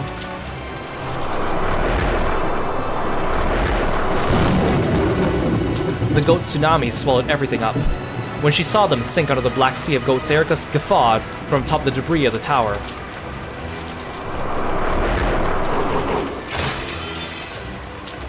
Come on now, kill them! Massacre them all! Cut off all their heads and stick them on spears! Ghosts of 1986, the time has come for the whirlpool of truth to swallow you whole and erase you. So long!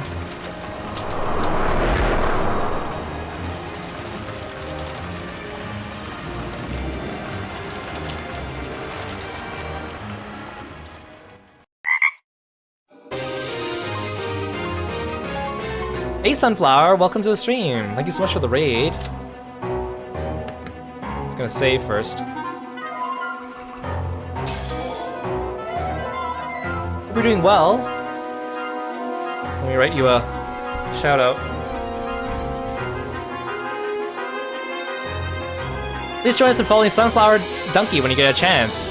Thank you for coming by. I really appreciate you entrusting your audience with me. I hope you had a great stream yourself. What were you doing today? I'm Kiro, the frog-themed martial artist. We're reading Umineko, and actually, we're just wrapping up for today.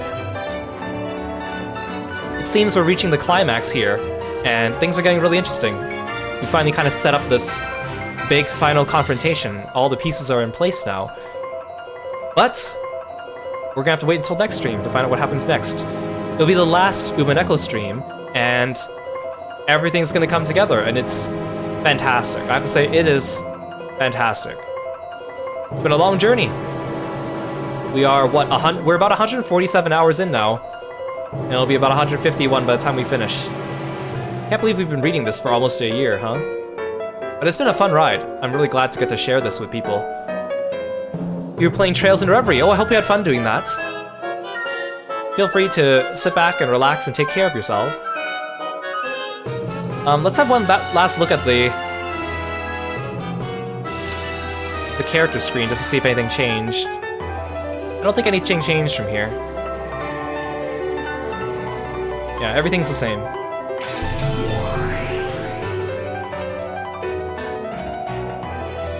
Alright. Thank you everyone for coming by. Thank you so much for enjoying Umineko with me, sitting on the edge of your seats. You'll have to wait till next time to find out what happens at the end. I haven't decided if I'm gonna wait till next weekend to do it, or if I'm gonna do it sometime during the week. I guess we'll see what I'm feeling like, because of course it is draining on the throat to speak too long for too many days in a row. We will also be playing Marvel's Spider-Man this week, which I'm really looking forward to playing that again on stream with you guys. Okay, let's raid someone. It looks like Amai is playing Muse Dash. I don't know what that is, but looks like a fun time. We'll drop in on her and say hello. She's an amazing streamer and also an artist that makes all of her own assets and stuff. Thank you again for coming, guys, and I'll see you next time. Bye-bye.